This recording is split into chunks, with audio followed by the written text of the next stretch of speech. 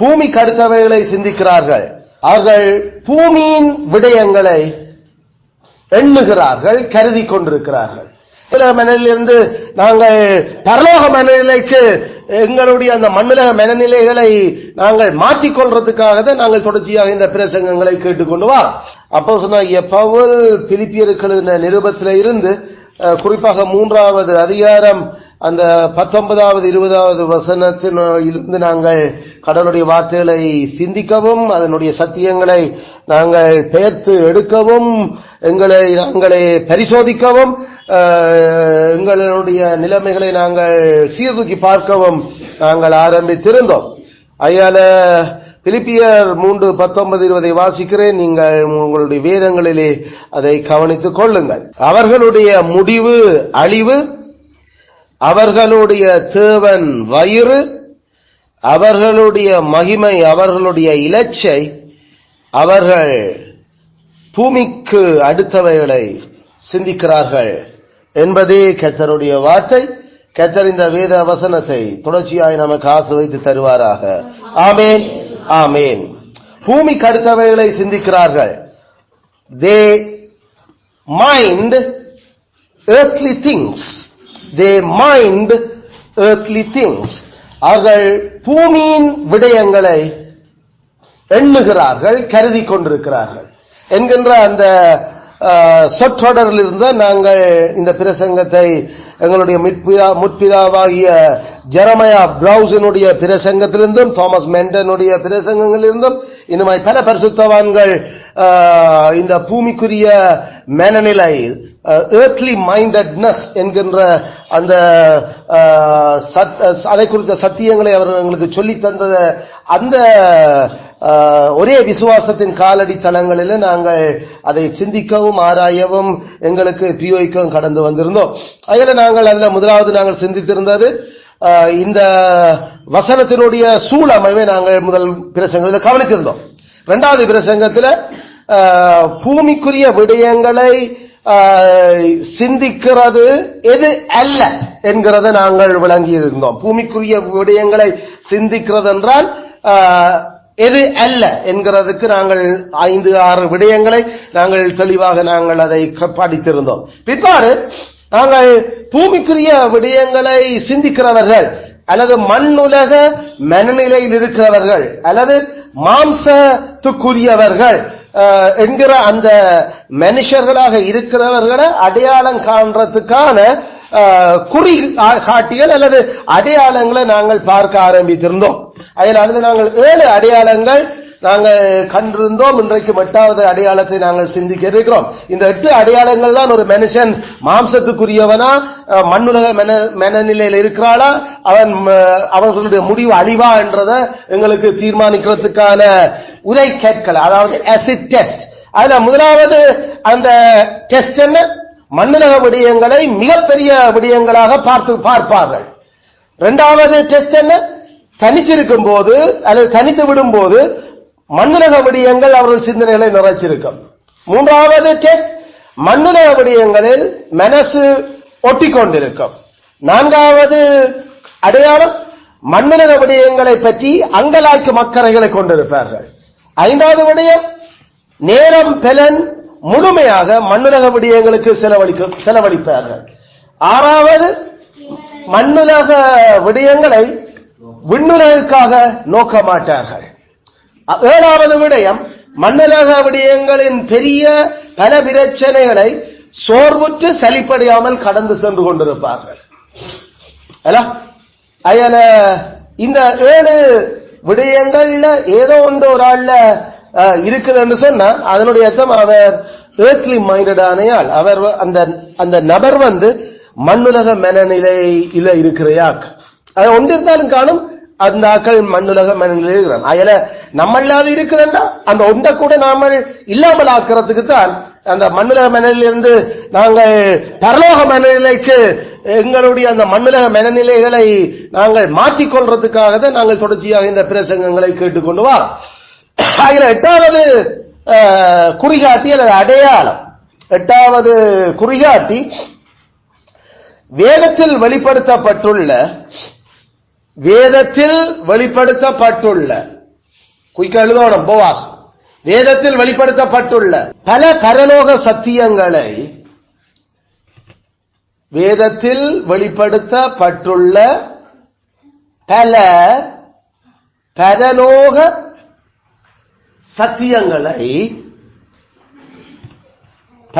பரலோக சத்தியங்களை மண்ணுலக வழியில்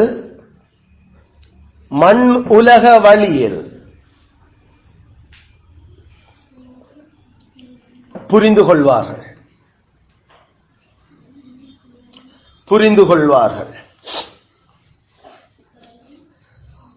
மண்ணுலக வழியில் புரிந்து கொள்வார்கள். வேதத்தில் வெளிப்படுத்தப்பட்டுள்ள பல பரலோக சத்தியங்களை மண்ணுலக வழியில் புரிந்து கொள்வார்கள். அது பக்கத்தில் பார்த்து எழுதலாம், மிச்ச சின்னாக்களாக. இதான் நாங்க பார்க்கிற இன்னும் ஒரு அடையாளமாக்கல்ல. வேதத்தில் வெளிப்படுத்தப்பட்டுள்ள பல பரலோக சத்தியங்களை மண்ணுலக வழியில புரிந்து கொள்வார்கள். மண்ணுலக மனநிலையில இருக்கிற மனசு அது மண் உலக மனசு, earthly mind. அவர்களுடையது ஆவிக்குரிய மனசு இல்ல. ஆவிக்குரிய மனசு என்று சொன்ன பரலோக மனசு. பரலோக மனது பரலோக விடயங்களை பரலோகம் எப்படி எதுக்காக அதை வெளிப்படுத்தி இருக்கிறது என்றத புரிஞ்சு கொள்ள முடியும். ஆனா மண்ணுலக மனநில பரலோக விடயங்களை பரலோகம் அதை ஏன் வேதத்தில் வெளிப்படுத்தி இருக்குது, பரலோகத்தினுடைய ஆண்டவர் அந்த சத்தியங்களை ஏன் வெளிப்படுத்தி இருக்கிறார், அதனுடைய பரலோக யோசனை என்ன என்றது விளங்கா. ஆனா பரலோக மண்ணில் இருக்கிறார்கள் மண்ணுலக விடயங்களையும் புரிஞ்சு கொள்ளுவினம், பரலோக விடயங்களையும் புரிஞ்சு கொள்ளுவினம். அதுதான் பவுல் சொன்ன ஆவிக்குரிய மனுஷன் சகல காரியங்களையும் புரிஞ்சு கொள்றான். அதாவது பரலோக விடயங்களையும் புரிஞ்சு கொள்ளுவான், மண்ணுலக விடயங்களும் புரிஞ்சு கொள்ளப்படும். மண்ணுலக விடயங்களை கூட ஏன் பரலோகம் இன்னும் இந்த மண்ணுலகத்தை விட்டு வச்சிருக்குது, இந்த மண்ணுலகத்தினுடைய நிலைமைகள் எப்படி முடிய போகுது, இந்த மண்ணுலகத்தை நாங்கள் எப்படி அனுபவிக்க வேணும் என்றதெல்லாம் புரிஞ்சிருக்குது. அது நேரம் வேதத்தில் வெளிப்படுத்தப்பட்டிருக்கிற பரலோக விடயங்களை பரலோகத்தினுடைய அந்த நோக்கம் என்ன என்ற அதனுடைய நோக்கம் என்ன, அதனுடைய விளைவுகள் என்ன என்கிறத பரலோகத்தினுடைய அந்த சிந்தனையிலே அவர்கள் விளங்கிக் கொள்கிறார். அது ஒரு நாளும் மண்ணுலக வழியில அதை விளங்கிக் கொள்ள மாட்டார். யோசிக்காம அப்படிதான் மண்ணுலக வழியில யோசிக்க தொடங்கினாலும் அவர்கள் பரலோக வாசிகளா இருக்கிறபடியா அல்லது ஆவிக்குரியவர்களா இருக்கிறபடியா அவர்கள் நாம இதை பாத்தியா மண்ணுலக விதத்தில் அதை யோசிக்கிறோம்னு சொல்லி அவர்களில் வாசம் என்ற ஆவியானவர் ஏற்ற காலத்தில் அவர்களுடைய பாவங்களை உணர்த்தி அது ஒரு பாவம் என்றா நாங்கள் அறியாமையால செய்தாலும் அது பரலோக விடயங்களை நாங்கள் அழிஞ்சு போற இந்த மண்ணுலகத்து வழியில யோசிச்சது எங்கள். அதாவது பவுல் சில இடங்களில் நீங்கள் வேறு யோசனை உள்ளவர்களா இருந்தீர்களானால் தேவன் அதை உங்களுக்கு வெளிப்படுத்துவார். அதுல வேறு யோசனை, பரலோக யோசனை இல்லாம மண்ணுலக யோசனையோட இந்த விஷயங்களை யாராவது நீங்கள் யோசிச்சீங்கன்னா அதை கடவுள் உங்களுக்கு வெளிப்படுத்துவார். அதனால அந்த சிந்தனையை நாம சரியா வழங்க. அப்ப நாங்கள் என்ன சொல்றோம், அப்ப what you have written என்ன எழுதியிருக்கிறீர்கள், நான் 2 யோசனையை பற்றி சொல்லிக் கொண்டிருக்கிறேன். நான் அறிமுகம் சும்மா இந்த மூஞ்சிய பார்த்து கொண்டு இருக்கிறது இல்ல. சில பேரை பார்க்கிறோம் எல்லாம் குனிஞ்ச கொப்பில எழுதிக்கொண்டே போறீங்க, மத்தியாக என்ன அப்படியே பார்த்து கொண்டிருக்கிறீர்கள். இது இல்ல யோசனை சொல்ற அவ்வளவு சொல்லும் எழுதியிருக்கணும் திருப்பி திருப்பி சொல்ற ரெக்கார்ட் மாதிரி போய்கொண்டிருக்கணும், ஸ்கிரைப்ஸ் மாதிரி நீங்கள் எழுதுற. அதனால அந்த ஆவிக்குரிய மனநிலையோ மண்ணுலக மனநிலையா, ஆவிக்குரிய மனநிலை இருக்கிறார்கள் மண்ணுலக விடயங்களையும் புரிஞ்சு கொள்ளுவினம், பரலோக விடயங்களையும் புரிஞ்சு கொள்ளுவினம். ஆனா மண்ணுலக மனநிலை அது மண்ணுலகத்துக்கு ஏற்ற விதமாகத்தான் பரலோகத்தினுடைய பல சத்தியங்களை வேதத்தில் இருக்கிற சத்தியங்களை அவர்கள் விளங்கிக் கொள்றோம். ஏன் அவர்களுடைய மனம், அவர்களுடைய திறமை, அவர்களுடைய சாய்வு மண்ணுலகத்தை நோக்கி தான் இருக்கு. அவர்களுக்கு பரலோக திறமை ஒன்றும் இல்லை. அவர்களுடைய ஸ்கில் எல்லாம் இந்த உலகத்துல, இந்த மண்ணுலகத்துல இருக்கிற ஸ்கில்லுகள். அது பரலோகத்துக்குரிய ஸ்கில் ஒன்று மக்கள்ல குறைவு அல்லது இல்லை. அவர்களுடைய சாய்வு, அவருடைய இருதயம் எங்க சாஞ்சிருக்கும், அது பரலோகத்துக்கு நோக்கி தான் சாஞ்சிருக்கும். ஆனா மண்ணுலகம் சாய்வு எல்லாமே அது மண்ணுலகத்தை நோக்கி தான் சாஞ்சிருக்கு. அவர்களுடைய மனம் எல்லாம் அது மண்ணான மனநிலை, மைண்டே, சிந்தனையே மண்ணுலகத்தை பற்றி தான் சிந்தனை. மண்ணுலகத்தை மண்ணுலகம் மாதிரியே சிந்திக்கிறது. இவன் இப்ப இருக்கிற பிரச்சனை என்னண்டா, பல பரலோக சத்தியங்கள் வேதத்தில் வெளிப்படுத்தி இருக்கிறவர்களை கூட அவர்கள் மண்ணுலக வழியில அப்படி மண்ணுலக வழி என்று நான் சொல்றது என்ன, அவர்களுடைய மனம், திறமை, சாய்வு அது மண்ணுலக மனம், மண்ணுலக திறமை, மண்ணுலக சாய்வின் படிதான் புரிஞ்சு கொள்ளுகிறேன். அதான் அந்த மண்ணுலக வழி என்று நான் சொல்றேன். What do you mean by earthly way? அது earthly way. earthly way என்றது மண்ணுலக வழி என்று சொல்றது மண்ணுலக சிந்தை, மண்ணுலக திறமை, மண்ணுலகத்தை நோக்கிய இதய சாய்வு. அதுக்கேற்ற வழிதான் வேதத்தில் வெளிப்படுத்தப்பட்டிருக்கிற பரலோக சத்தியங்கள்ல பலதுகளை அவர் புரிஞ்சு கொள்ளுகிறார். ஏன் பரலோகமே இறங்கி வந்து இந்த பூமியில வாழைக்குள்ள அல்ல, பரலோகம் இறங்கி வந்து பூமியில வாழ்ந்தது யாரு? இயேசு கிறிஸ்து. அவர் தான் பரலோகமே. பரலோகமே அவர் தான். பரலோகத்தினுடைய தலைவரும் அவர் தான், பரலோகம் அவர் தான். அதனால பரலோகம் பூமியில வந்து வாழ்ந்து நடந்து கதைச்சு கொண்டிருந்தது. அவருடைய அந்த நடவடிக்கைகள், பேச்சுக்களை மண்ணுலக மனசிலையில் இருந்த நிறைய பேர் அந்த பரலோக சத்தியங்களை மண்ணுலகத்துக்குரிய விதத்தில் விளங்கி கொண்டிருக்கிறார். ஈவன் அவர் ட்ரெயின் பண்ணின அவருடைய அப்போஸ்தலர்கள்ல கூட பலர் இன்னும் ஒரு சில அந்த பரலோக விடயங்களை மண்ணுலக சாய்வு, மண்ணுலக திறமை, மண்ணுலக சிந்தையில கருத்தாக்கத்தில் அவர்கள் இன்னும் இருந்தவர். அந்த நேரங்களில் படுபயங்கரமா ஆண்டவரால் கடிஞ்சு கொள்ளப்பட்டுச்சு. பேசினார் அவர்கள். ஒரு கட்டத்தில் உயிர்த்தெழும்பின அப்புறம் அவர்களுக்கு நீங்கள் இவ்வளவு பைத்தியமாடா நீங்கள் என்று கதைக்கிற அளவுக்கு அவருக்கு கோபம் வந்திருந்தது. ஈவன் அவர் பரலோகம் எடுத்துக்கொள்ளப்படையக்களையும், அவர் பரலோகத்துக்கு எடுத்துக்கொள்ளப்படையக்களையும் அப்பையும் ஒரு சிலர்ல அந்த மண்ணுலக மனநிலை இருந்தது. அப்பையும் ஆண்டவர் அது உங்களுக்கு கூட வேலை இல்லை, நான் சொன்னதை மட்டும் நீங்கள் கவனிச்சு கொண்டிருங்க, அது எப்ப என்ன செய்யறோன்னு எனக்கு தெரியும். அதுல அந்த கடைசி வரைக்கும். ஆனா அதே அந்த அப்போஸ்தலர்கள் நிருபம் எழுதிக்கல, டோட்டலா அவர்கள் அந்த அந்த மண்ணுலக மனநிலம் அடிபட்டு போனதை வேதத்துல நாம பார்க்கிறோம். அவர்கள் அந்த இருந்த ஒரு சில அறிகுறிகளை கூட அவர்களுடைய அத வேதத்தையும் சாட்சியாமத்தையும் கவனமா விளங்க வழி கிடைக்கல. அவர்கள் மண்ணுலக மனநிலையில சிந்திச்ச பரலோக அந்த சத்தியங்கள் கூட அவர்கள் கடைசியில சபைகளுக்கு எழுதிக்கல, அது தங்களுடைய அந்த மனம் திரும்பல உணர்வுகளையும் வெளிப்படையாக அவர்கள் காரணம் தாங்களுக்கு அதுல இல்லை. அதனால தான் நாங்கள் சொல்லுறோம், நாம சரியான கவனமாக இந்த சத்தியத்தை விளங்க வேணும். என்னடா பரிசுத்தவான்களாக அழைக்கப்பட்டவர்கள கூட இந்த மண்ணுலக மனநில பரலோக சத்தியங்களை கூட மண்ணுலக வழியில புரிஞ்சு கொள்றதுக்கு ஆன விதங்கள் அல்லது செயல்பாடுகள் காணப்படும் என்றதை வேதம் காட்டும். குறிப்பா இந்த அறிகுறி குறியாட்டி தான் பிலிப்பிய நிருபத்தில் பவுலப்போஸ்தலன் எழுதுறதுக்கு அடிப்படையா இருந்த குறியாட்டி. இந்த குறியாட்டி தான் முக்கியமானது. அப்போஸ்தலனாகிய பவுலுடைய ஊழியத்தில் அவருக்கு எதிராக எழும்பின மனுஷர்கள், அதாவது சபைக்குள்ள இருந்த மனுஷர்கள், அவருக்கு எதிராக அவருடைய எதிரிகள், சபைக்குள்ள இருந்த அவருடைய எதிரிகள், அவர்கள் வேதத்தில் வெளிப்படுத்தப்பட்டிருக்கிற பல பரலோக சத்தியங்களை மண்ணுலக வழியில புரிஞ்சு கொண்டதாலதான் அப்போஸ்தலனாகிய பவுலுக்கு எதிராக அவர்கள் எழும்பியிருந்தார்கள். சபைக்கு வெளியில இருந்தவங்க எதிரிகளாக பல பேர் இருந்தவங்க. ஆனா அவர்களுக்கும் இந்த பரலோக சத்தியங்களுக்கு சம்பந்தம் இல்லை. அவர்கள் அப்போஸ்தலனாகிய பவுலுக்கு பெரும் தலையடியும் நெருக்கமாக இருக்க இல்லை. அப்போஸ்தலன் பவுலுக்கு பெரும் உபத்திரவத்தையும் பிரச்சனையும் கொடுத்த ஆட்கள் வேதத்தில் வெளிப்படுத்தப்பட்டிருக்கிற பரலோக சத்தியங்கள்ல பல சத்தியங்களை மண்ணுலக வழியில விளங்கிக் கொண்டிருந்தாங்க. அதான் இந்த கான்டெக்ஸ்ட். நாய்களுக்கு எச்சரிக்கையா இருங்கள், பொல்லாத வேலையாட்களுக்கு எச்சரிக்கையா இருங்கள், சுன்னத்துக்காரருக்கு எச்சரிக்கையா இருங்கள். கவனிச்சு கொள்ளுங்க, சுன்னத்து பரலோகம் வெளிப்படுத்தி வேதத்தில் எழுதப்பட்டிருக்கிற ஒரு பரலோக சத்தியம். சுன்னத்து செய்கிறது, அதாவது விருத்த சேதனம், அது பரலோகம் வெளிப்படுத்தின வேதத்தில் எழுதப்பட்டிருக்கிற ஒரு சத்தியம். அந்த சத்தியத்தை பரலோகம் ஏன் அதை வெளிப்படுத்தினது?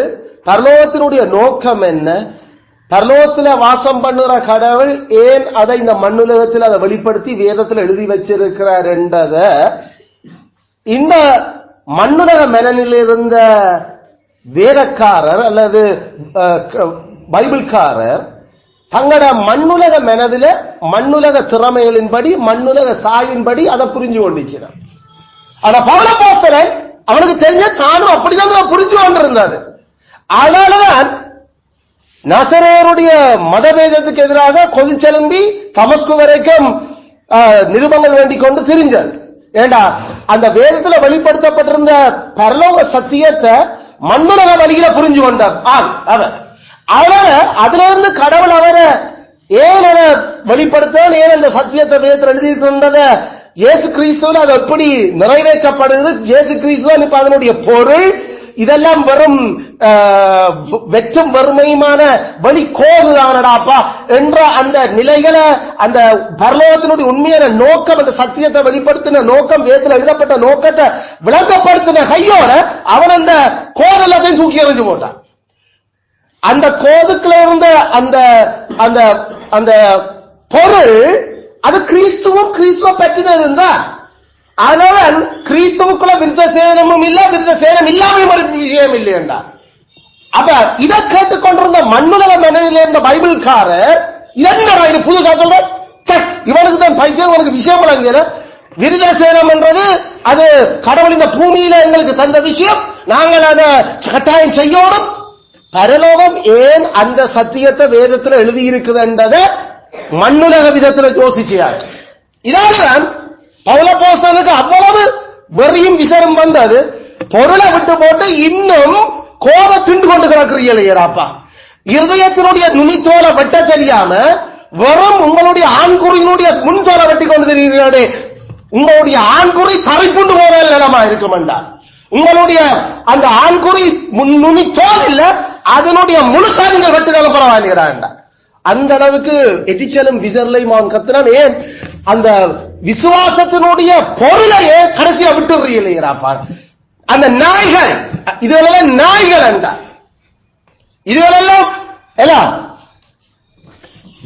பொல்லாத வேலைக்காரர் என்றார். உண்மை அது என்ன, ஏன் அப்படி வந்தது? அந்த எண்ணத்தில் அவங்க பொல்லாது வேதத்தின் சத்தியங்களை, பரலோக சத்தியத்தை மண்ணுலக மனநிலையில விவரிக்க வழிகட்டாரு.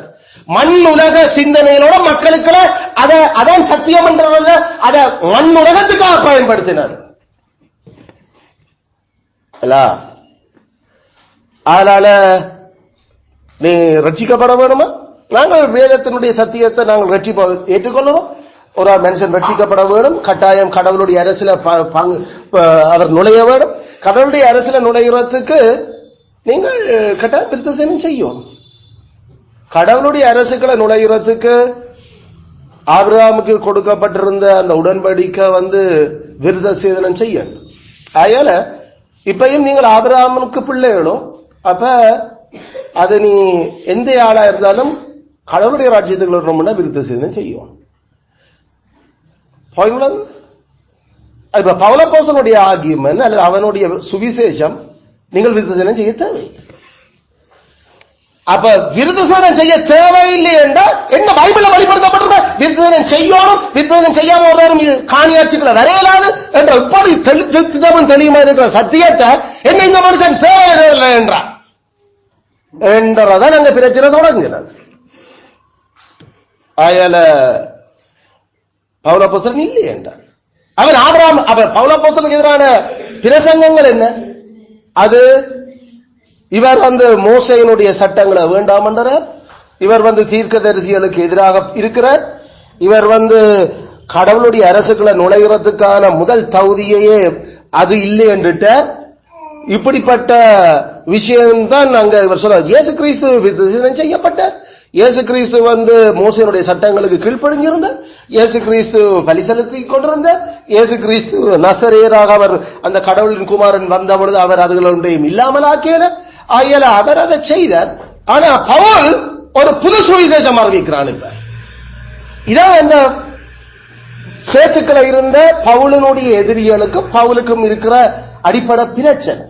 இந்த அடிப்படை பிரச்சனை எதால வந்தது? வேதத்துல வெளிப்படுத்தப்பட்டிருக்கிற பரலோக சத்தியத்தை பரலோக வாசியா விளங்கி கொண்டியா அல்லது மண்ணுலக வாசியா விளங்குறியா? பவுலப்போஸ்தலன் நானும் இதே மாதிரி தான் இருந்தேன் நான். ஆனா எனக்கு தரிசனமான இயேசு இது இப்படி இல்ல விளங்குறேன்றத எனக்கு பிடிச்சங்க இழுத்தறிஞ்ச. அதனாலதான் நான் அதுல அந்த மனதிலிருந்து மாறு. நான்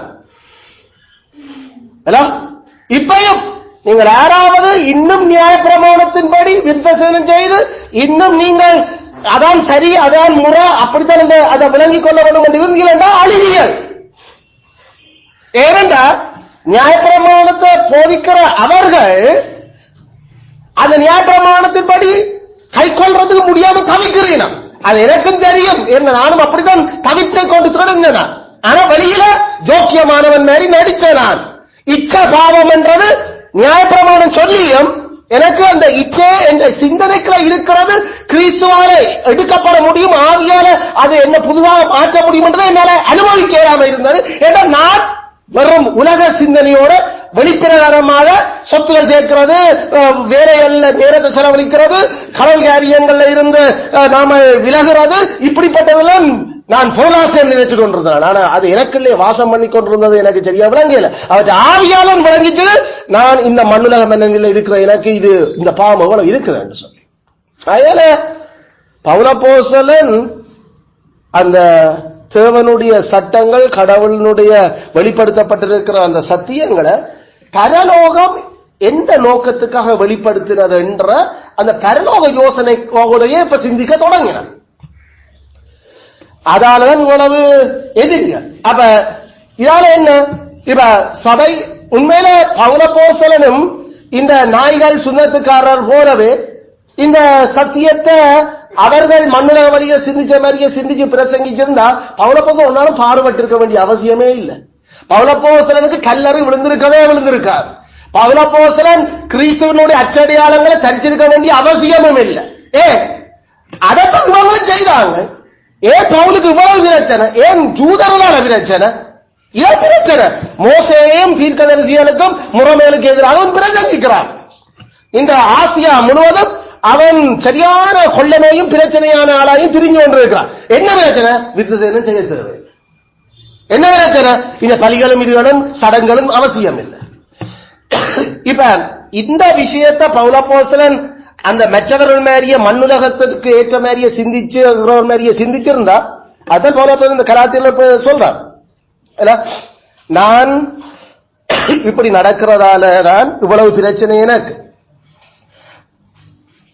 இதால சபைக்குள்ள சேர்ந்திருக்கிற இந்த மண்ணுலக வாசிகளும் நாம இந்த மாதிரி பிரச்சனைகளை சந்திக்க தேவை இல்லை என்றதுக்காகத்தான் உங்களையும் கட்டாயப்படுத்துறாங்க. தங்கள் நிறைய இந்த விஷயங்களை மண்ணுலக வழியில விளங்கிக் கொள்ளட்டும். விளங்கிக் கொண்டா அவர்கள் கிறிஸ்துவனுடைய சிலுவை நிமித்தம் துன்பப்பட தேவை இல்லை. கிறிஸ்துவனுடைய சிலுவை நிமித்தம் துன்பப்பட வேண்டிய அவசியம் இல்லை. அவர்கள் பரலோக சத்தியங்களை மண்ணுலக வழியில விளங்கிக் கொண்டார். அதன் 6:2 கலாத்தியர் 6:2 இந்த மாம்சத்தின்படி நல்வேஷமாய் காணப்பட விரும்புகிறவர்களோ அவர்கள் தாங்கள் கிறிஸ்துவனுடைய சிலுவை நிமித்தம் துன்பப்படாதபடிக்கு உங்களை விருத்தசேதனம் பண்ணிக்கொள்ள கட்டாயம் பண்ணுகிறார்கள். அப்ப கிறிஸ்துவனுடைய சிலுவையும் அதால கிடைக்கப்பெற்ற பலன்களும் தான் பரலோகம் இவ்வளவு விஷயத்தையும் எங்களுக்கு வெளிப்படுத்தி அதை புரிஞ்சு கொள்றதுக்கு கேட்டுக்கொண்டிருக்கு. ஆகல இந்த சத்தியங்கள் இப்ப பிலிப்பு சபையில அவர் எழுதி கொண்டிருக்கிற இந்த பின்னணியில இவன் 1 அதிகாரம் பிலிப்பியர் 1 14 சகோதரர் அநேகர், சகோதரர் அநேகர் என் கட்டுகளினாலே. அதாவது இப்ப இந்த சுவிசேஷத்தின் நிமித்தம் பிலிப்பு பட்டண சிறைச்சாலையில பவுல் அப்போஸ்தலன் இருக்கிறார். அவர் சிறைச்சாலையில இருக்கல இந்த கடிதம் எழுதப்படுது. இப்ப ஏன் பவுல் அப்போஸ்தலன் சிறையில? ஏன்? கிறிஸ்துவனுடைய சிலுவைய பரலோகத்தினுடைய அந்த நோக்கம் வெளிப்படுத்தப்பட்டிருக்கிற அந்த சத்தியங்களை அந்த கிறிஸ்துவின் சிலுவையினுடைய வெளிச்சத்தில் அவர் அதை விளங்கிக் கொண்டு பிரசங்கிச்சதால். இதே இத மண்ணுலக மனதிலிருந்து பிரசங்கிச்சா அவங்களும் சிறைக்கு போக வேண்டியதே. அவ இத கேள்விப்பட்டேக்குள்ள அந்த சுவிசேஷம் அறிவிக்கப்பட்டு கட்டப்பட்டிருக்கிற சபையில என்ன உங்களோட தலைவர் எல்லாம் உள்ளுக்கு விளங்கிச்சதோ. அவர் என்ன கடவுள் அவரோட இருந்த அவர் பிரசங்கிக்கிறது வேத சத்தியம் என்று சொன்னா என்னது கடவுள் அவர் சிறையில எல்லாம் போடணும் அவசியம் இல்லை. அப்ப அல்ல உங்களுக்கு தெரிகிறதானே அப்படின்னா கடவுளுடைய சத்தியத்தை அவர் பிரசங்கிக்கல, அதெல்லாம் அவருக்கு இவ்வளவு துன்பம். கடவுளுடைய சத்தியத்தை பிரசங்கிச்ச மனுஷர்கள் இருந்தா ஏன் அவர் இவ்வளவு துன்பப்படணும்? மண்ணுலக மனநிலை என்னத்தை எதிர்பார்த்தது? எதிர்பார்த்து இன்றைக்கும் உலகத்துல கஷ்டப்படக்கூடாது, உலகத்துல நமக்கு துன்பம் இருக்கக்கூடாது. இதான் மண்ணுலக மனநிலை. ஆனா இயேசு கிறிஸ்து என்ன சொன்னார்? இந்த உலகத்துல நீங்கள் இருக்கும் வரைக்கும் துன்பப்படுவீர்கள். இந்த உலகத்துல உங்களுக்கு எப்பயுமே சிலுவை தான், உங்களுக்கு பேரன் தான். இந்த உலகம் அவர் ஓப்பட சொல்ல வேண்டியது என்ன? நான் சபிச்சு போனாரா இந்த உலகத்தை? இந்த உலகம் நெருப்பால சுத்திகரிக்கப்படும் வரைக்கும், இனி கடைசி நாள் வரைக்கும் இந்த உலகம் இனி சாபத்தில் இருக்க போகுது. அதனால பரலோகவாசிகளாகிய நாங்களும் இந்த மண்ணுலகத்திற்குள்ள வாழ்ந்து கொண்டிருக்க கட்டாயம் நாளாந்தம் அனுதின நமக்கு சிலுவைதான். நாளாந்தம் எங்களுக்கு பாடுதான், பிரச்சனை தான். அதுல நமக்கு கஷ்டம் இல்லாம துன்பம் இல்லாம ஒரு கிறிஸ்தவரும் கிறிஸ்தவனுடையவர்களும் இந்த பூமியில சாகும் வரைக்கும் வாழலாம். கட்டாயம் துன்பப்படவே வேணும். ஆனா இவங்க என்ன சொன்னாங்க? கிறிஸ்துவை ஏற்றுக்கொண்டு கிறிஸ்துவிட்ட வந்தா எப்படி எங்களுக்கு ஆபிரகாம் செல்வ சீமானா இருந்தார், எப்படி ஈசாக்குக்கு 100 மடங்கு ஆசீர்வாதம் வந்தது, எப்படி யாக்கோபுக்கு பெரும் நிலங்கள் கொடுக்கப்பட்டு கடைசியில வாக்குறுதி இந்த பூமியினுடைய நிலம் குடுவட்டது. அதுல நாங்க கடவுளுடைய மக்கள் இந்த வாக்குறுதியில இப்ப எங்களுக்கு சொன்னோம். அந்த வாக்குறுதியை நாங்கள் இந்த பூமியிலே அனுபவிக்க வேணும். அப்ப இப்ப பாயிண்ட் என்ன? பரலோகம் வெளிப்படுத்தின சத்தியம் எல்லாத்தையும் பூமிக்குரிய மண்ணுலக மனநிலையில எல்லாத்தையும் விளங்கி இன்டர்பிரட் பண்ணி கொண்டிருந்தாங்க. இப்ப பவுல் அப்போஸ்தலன் இதுக்கு எதிராகத்தான் இவ்வளவு பாடும் போர்க்கொடியும் தூக்கினது. அப்ப அவன் சிறையில் இருக்கிறான், அடைக்கப்பட்டிருக்கான் என்று இப்படி சொன்ன ஆட்கள் யாரு? என்ன கிறிஸ்துவை ஏற்றுக்கொள்ளாத யூதர்களோ? நோ, கிறிஸ்துவை ஏற்றுக்கொண்ட யூதர்கள். அப்ப பவுல் அப்போஸ்தலன் என்ற சிறைவாசங்கள், அவனுடைய துன்பப்படுதல்கள், இவங்கள் தாங்களும் கிறிஸ்துவத்தை பிரசங்கிக்கிறோம். ஆனா மண்ணுலக நிலையில அந்த கிறிஸ்துவ நாங்கள் மண் உலகுக்கு பிரசன்ட் பண்ணுறோம். அப்படி பிரசன்ட் பண்ண எங்களுக்கு ஒரு பிரச்சனையுமே இல்லை. எங்களது சுவிசேஷமா அவனது சுவிசேஷமா? நாங்கள் வேதத்தை சொல்றோமா அவன் வேதத்தை சொல்றானா? அப்ப இத நாங்கள் இவரை பாடுபடையில நாங்கள் கடவுளுக்கு இவ்வளவு சந்தோஷமா ஆறுதலா வாழறோம். அதனால பவுல் தான் பிரச்சனை. நாங்கள் கிறிஸ்துவ பிரசங்கிக்கிற மாதிரி பிரசங்கிச்ச பிரச்சனை இல்லை அவருக்கு. கிறிஸ்துவ பிரசங்கிச்ச மாதிரி இவர்கள் எப்படி பிரசங்கிச்சினம்? இவர்கள் கிறிஸ்துவனுடைய நீதியால வருகிற நீதிமானாகுதல் அல்ல, மாறாக கிறிஸ்து செத்தெல்லாம் உண்மைதான், கிறிஸ்து எல்லாம் மரிச்சிருக்கிறது உண்மைதான். ஆனா நாங்கள் நியாயப்பிரமாணத்தின்படி அந்த சட்டங்களை ஃபுல்லா நாம செய்ய வேணும், கை கொள்ள வேணும். அப்படி கை கொண்ட தவிர நாம ரட்சிக்கப்படுறோம். அப்படி இல்லாட்டி நாம கிறிஸ்து செத்தது வீணா போச்சு. நாம எல்லாம் மோசே சொன்ன மாதிரி எங்களோட முற்பிதாக்கள் நடந்த மாதிரி அதே சிந்தனை, அதே விருத்த சேதனம், அதே நிலம், அப்படிப்பட்ட ஒரு ராஜா ஆட்சி இந்த பூமி இவ்வளவு. பரலோகம் ஏன் அதை சொன்னது? என்ன ஒரு என்னதுக்காக ஒரு சின்ன முன்ருசி அது கொடுத்து இருக்குது. ஏன் இப்படி ஒரு கூட்ட விசுவாச சந்ததியை கொண்டு வர்றதுக்கு அவர் இந்த பூமியில வாழும் வரைக்கும் ஏன் அப்படி ஆபிரகாம் எல்லாம் வச்சிருந்த, ஆபிரகாம் ஏன் நிலத்தை எல்லாம் விட்டுட்டு வந்தான், ஏன் இவ்வளவு எல்லாத்தையும் நாடோடியா திரிஞ்சான், இத்தனை வருஷமா வாக்கு தத்தத்தை அவன் அடையவே இல்லை, அவனை கடவுள் நாடோடியாத்தான் கூட்டிக் கொண்டு. ஏன் ஈசாக்கும் அடையல, யாக்கோபும் அடையல, எல்லாரும் இந்த பூமிக்குரிய நிலம் வாக்கு பண்ணப்பட்டது. ஆனா மண்ணுல நிலம் கூடுவதில்லை அவர்களுக்கு. அவர்கள் தூரத்தில் கண்டு நம்பி கைகளால கட்டப்படாத ஒரு நகரத்துக்காக அந்த வாக்குறுதிகள் அவர்கள் விளங்கிக் கொண்டாங்க. அதனால கொடுக்கப்பட்ட வாக்கு தத்தம் உனக்கு ஒரு தேசத்தை தருவன் என்று சொன்னது ஆபிரகாம் அப்படி ஒரு தேசத்தில் வாழையில. ஏன் அவற்ற மகன் ஈசாக்கு வாழையில, அவற்ற மகன் யாக்கோபும் வாழையில. ஆபிரகாம் ஈசாக்கு யாக்கோப் என்பவர்கள் கொடுக்கப்பட்ட வாக்குறுதிகள் இந்த பூமியினுடைய அந்த உருவகத்தில் ஒரு பரலோக அந்த வாக்குத்தத்தம் பரலோக நாட்டத்தான் அவர்கள் எதிர்பார்த்திருந்துச்சு என்றதான் பவுல் அப்போஸ்தலன் பிறகு எபிரேயருக்கு அதை சொல்லவா.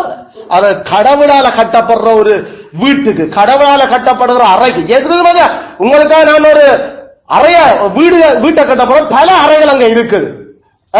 பரலோகத்துல நாங்கள் வாழுறதும் அங்க வீடு கட்டுறதையும் பற்றி அவர்களை தவிர பரலோகம் இறங்கி வந்து நிலத்தையும் இந்த பூமியில இருக்கிற அந்த பொருள்களை எடுத்து பரலோகத்தை பற்றி கதை கேட்கல. அதை கேட்டுக்கொண்டு மண்ணான மனிதர்களுக்கு எல்லாம் இந்த பூமியில எப்படி நாம வீடு கட்டி வாழலாம் யோசனை. இதே மாதிரி தான் இந்த கிறிஸ்துவனுடைய நீதிய கிறிஸ்துவால வருகிற விஷயங்கள் எல்லாத்தையும் அவர்கள் மண்ணுலக விதத்துல இன்டர்பிரேட் பண்ணித்தினார், வியாக்கியானப்படுத்தினாங்க. இதன் பவுலுக்கும் மற்றாக்களும் இருந்த அடிப்படை மோதல். அவங்களுக்கு கிறிஸ்துவ தான் பிரசங்கிச்சாங்க, நானும் கிறிஸ்துவ தான் பிரசங்க. பவுல பிரச்சனை இவங்க கொடுக்கிற இந்த ஆர்கியுமெண்டால அந்த சபை தடம்புரள போகுது. அதனால அவங்க சொன்னாங்க, சிலர் என் கட்டுகளோடு இந்த சிறவாசங்களோட உபத்திரவத்தையும் கூட்ட நினைத்து சுத்தமான மனதோட கிறிஸ்துவை அறிவியாம. அதுல சுத்தமானது பரலோகம் எதுக்காக அந்த சத்தியங்களை வெளிப்படுத்திச்சதோ அந்த சுத்தமான சத்தியங்கள் இல்லாம விரோதத்தினர் அறிவிக்கிறார்கள். அதாவது என்னில் இருக்கிற காண்டில அறிவிக்கிறாங்க. என்னுடைய சுவிசேஷத்தார கடவுள் எனக்களால செய்த அந்த புறஜாதிகளுக்குள்ள இருக்கிற சபை நாட்டும் பணிகள் எத்தனையோ சபைகளை கடவுள் உருவாக்கி பரிசுத்த ஆவியானவர் கொடுக்கப்பட்டார் என்றதுல இருக்கிற கோபத்துல அவங்க இங்க வந்து இப்படி பிரசங்கிக்கிறாங்க. ஆனாலும் சிலர் இந்த சுவிசேஷத்தை விளங்கிக் கொண்டு எனக்கு கத்தருக்குள்ள திடன் கொண்டு பயம் இல்லாமல் திருவசனத்தை நான் சொல்றபடியே பரலோக வாசியாய் அவர் விளங்கப்படுத்துறாங்க. அது கிறிஸ்துவிலும் அவருடைய சத்தியத்திலும் இருக்கிற அன்புதான் அதுக்கு காரணம். ஆனால் சரி என்னவோ இப்படி ஒரு விதமான மாய்மாலத்தாலையும் அல்லது உண்மையா நேர்மையோடையும் சுவிசேஷம் இந்த வேதத்தை விளங்கப்படுத்துற ரெண்டு சேரார்களுக்குள்ளையும் ஏதோ ஒரு விதத்துல வேதம் வெளிப்படுத்தப்பட்டுக் கொண்டிருக்கின்றதுல நான் சந்தோஷப்படுறேன். கிறிஸ்துவ அறிவிக்கிறேன். ஆனா ரட்சிப்பா முடியாது எது? சுத்தமானதோட கிறிஸ்துவ அறிவிக்கிறான். பரலோகம் சொன்ன நோக்கத்தோட வேதத்தினுடைய சத்தியங்களை விளங்கிக் கொள்றதுக்கு விளங்கப்படுத்துறது. அதுதான் ரட்சிப்பாக முடியும். மற்றபடி அவர்களுடைய முடிவு என்ன? அழிவு. அவர்கள் கிறிஸ்துவம் பிரசங்கிக்கிறோம், ஆனா ரட்சிப்புக்காக அல்ல. மாம்ச யோசனைகளோடையும் இந்த உலக யோசனைகளோடையும் அவர்கள் அதை அறிவிக்கிறீர்கள். சவரே இந்த மாதிரியான பின்னணியில தான் இந்த விஷயத்தை நம்ம விளங்கிக் கொள்ள தொடங்குறோம். அப்போஸ்தலன் பவுல் வேதத்தில் வெளிப்படுத்தப்பட்டிருக்கிற பரலோக விடய வேதம் அவங்க கையில வச்சிருந்தது 39 புத்தகம். அந்த 39 புத்தகத்தையும் இந்த மண்ணுலக மனநிலையோட மண் உலக விஷயங்களுக்காக அவனை அப்ளை பண்ணி அப்படி விளங்கப்படுத்த யோசிக்கல. அந்த சத்தியங்கள் எல்லாமே மண்ணுலகத்துல பிறந்து வளர்ந்து மரிச்சு உயிரோடு எழும்பின கிறிஸ்துவுக்கு எப்படி அது பார்க்கப்பட வேணும் என்ற டோட்டலா இப்ப கிறிஸ்துவுக்குள்ளதான் அதை அவன் விளங்கிக் கொள்றதுக்கு ஆரம்பிச்சான். கிறிஸ்து ஏன் அதை சொல்லி இருக்கிறார்? ஏன் ஆதியாமத்தில் கிறிஸ்து அப்படி அதை வெளிப்படுத்தினார்? ஏன் ஜாத்ராமத்தில் கிறிஸ்து அதை அப்படி வெளிப்படுத்தினார்? ஏன் இந்த சத்தியம் தீர்க்கதரிசிகளுக்கு அது சொல்லப்படுது என்றது பரலோக வாசியா பரலோக சிந்தியோடு கூட அதுகள் விளங்கப்படுத்தப்பட வேண்டும். அதனுடைய அர்த்தம் என்ன? மண்ணுலகத்திலே ஒன்றையும் அனுபவிக்காம விடுறதோ இல்ல. நாங்கள் அதை ஏற்கனவே சொல்லிட்டோம். பிலிப்பியருக்கு பரலோக விதத்தில் இந்த சத்தியங்கள் விளங்க பண்ணப்பட வேணும், விளங்க கொள்ள வேணும், பரலோகத்தினுடைய யோசனை இருக்க வேண்டும் என்று சொல்ற அதே அப்போஸ்தலன் தான் நீங்கள் எனக்கு அனுப்பின பண உதவிக்காக நன்றி, நீங்கள் இன்னும் எவ்வளவு செய்ய ஆயத்தமா இருக்குல்ல, இந்த சாப்பாட்டுக்கும் இந்த குறைச்சல் எனக்கு சரியாக உதவுறதுக்குண்டா. அயல ஏற்கனவே நாம சொன்ன மாதிரி பரலோக மனநிலையில இருக்கிறாக்கள் மண்ணுலக விடயங்களை இந்த பூமியில வாழும் வரைக்கும் மிதமா பயன்படுத்துறதுல எந்த ஆட்சேபனையும் வேதத்துக்கும் இல்ல, பவுலுக்கும் இல்லை. பவுலப்போஸ்தலன் உண்மையில அதை மிதமா அனுபவிச்சதையும் அவர் அதே கடிதத்தில் எழுதியிருக்கிறார். அப்ப இதுக்கு மிஞ்சி என்ன விஷயம் அங்க சொல்லப்பட்டு கொண்டிருக்குது பவுலப்போஸ்தலனுடைய சுவிசேஷத்துக்கு எதிராக. பவுலப்போஸ்தலன் இவங்கள் மண்ணுலக சிந்தனைக்காரர், இவங்களோட முடிவு அழிவு, இவங்களோட கடவுளே வயிறுதான் இந்த உலக மதிப்பு எல்லாம், இவங்களுடைய புழுகெல்லாம் வெறும் வெட்கம்தான் என்ற அளவுக்கு அங்க இதுக்கு மிஞ்சி என்ன பிரசங்கங்கள் போய்கொண்டிருக்குது அல்லது படிப்பிக்கிறாங்க. பேசிக்கா அது ஏன் பரலோக அதை வெளிப்படுத்தி கிறிஸ்துவில் அது எப்படி எங்களுக்கு கொடுக்கப்படுகிறது என்றது சொல்லப்பட இல்லை. மாறாக அது வெறும் மண்ணுலகத்தினுடைய விடயங்களாகவே அது பார்க்கப்படும். உதாரணத்துக்கு நாங்கள் பரலோக சத்தியங்கள்ல பிலிப்பு சபைக்கு எழுதின அந்த நிருபத்தை எடுத்துக்கொண்டா பிலிப்பு சபையில வந்த பிரச்சனை எங்களுக்கு காட்டப்படுது. பிலிப்பியர் 1வது அதிகாரம், பிலிப்பியர் 1வது அதிகாரம்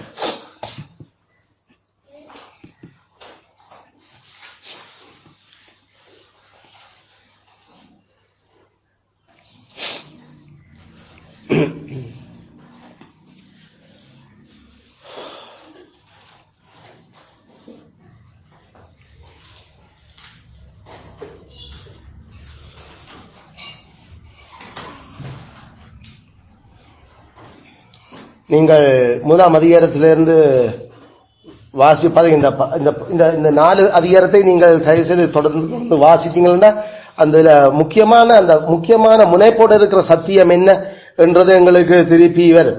உங்களுக்குள்ள நற்கிரியை தொடங்கினவர், உங்களுக்குள்ள அதை இயேசு கிறிஸ்துவின் நாள் வரையும் முடிய நடத்தி வருவார்.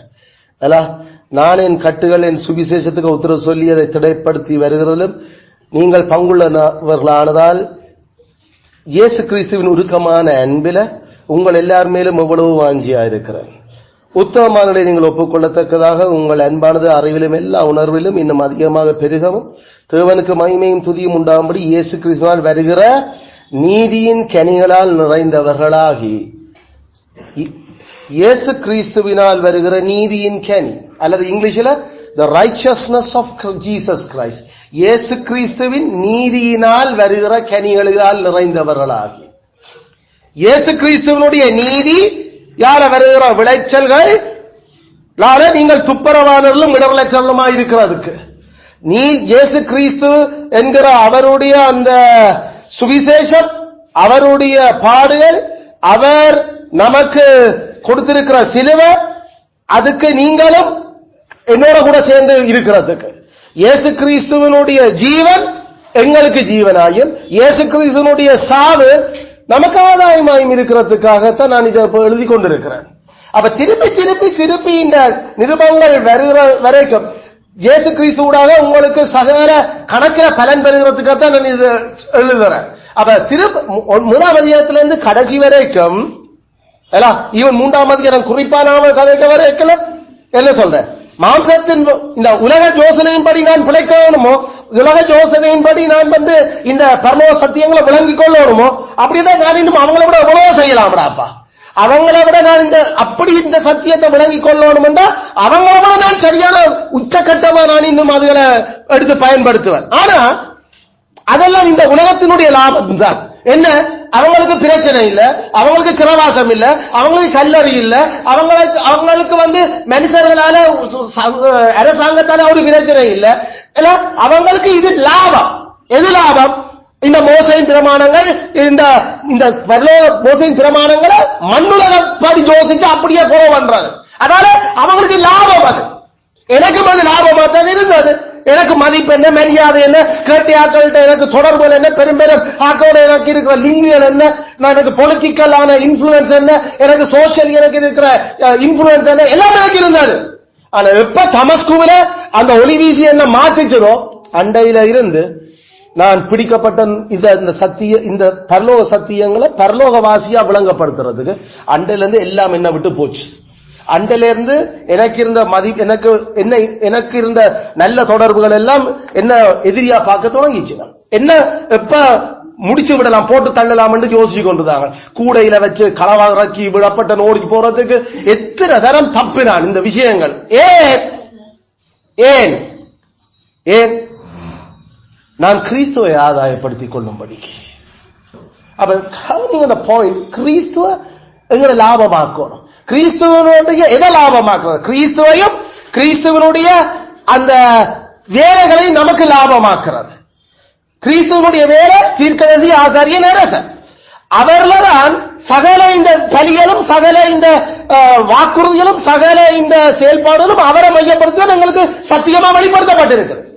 அத பரலோகவாசிகளா அதுக்கு அவர்ல அதனுடைய அர்த்தத்தை விளங்கப்படுத்தாம வெறுமனே இந்த பூமிக்குரிய விதத்தில் அதை விளங்கப்படுத்த வழிகட்டா கிறிஸ்துவ போல பாடுகளும் துன்பமும் நமக்கு இல்லை. நான் அவரையும் அவருடைய உயிர்த்தலின் வல்லமையை, அவர்களுடைய பாடுகளின் ஐக்கியத்தையும் அறிகிறதுக்குத்தான் இந்த சுவிசேஷத்தை அறிவிக்கிறேன். அதுக்காகத்தான் நான் ஓடிக்கொண்டிருக்கிறேன். அதுக்காகத்தான் இந்த உலக மதிப்பை, இந்த உலக இந்த சத்தியங்கள், இந்த பரலோக சத்தியங்களை உலகத்துக்கு ஏற்ற விதமா இன்டர்பிரட் பண்றதை குப்பையா விட்டார். அது வரும் குப்பை. இந்த உலகமே குப்பை தான். கிறிஸ்து இயேசுவினால் எதுக்காக நான் பிடிக்கப்பட்டனோ அதைத்தான் நான் ஆசையா இன்றைக்கும் தொடர்றேன்.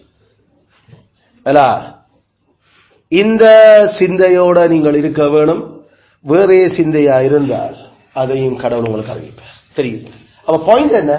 பரலோக சிந்த, கிறிஸ்துவின் சிந்த, கிறிஸ்து பரலோகம் ஏன் அவரை இந்த பூமிக்கு அனுப்பினது, அந்த மோசையும் தீர்க்கதரிசிகளும் சொன்ன பொருள் யாரு, அவர் என்ன, அப்ப அந்த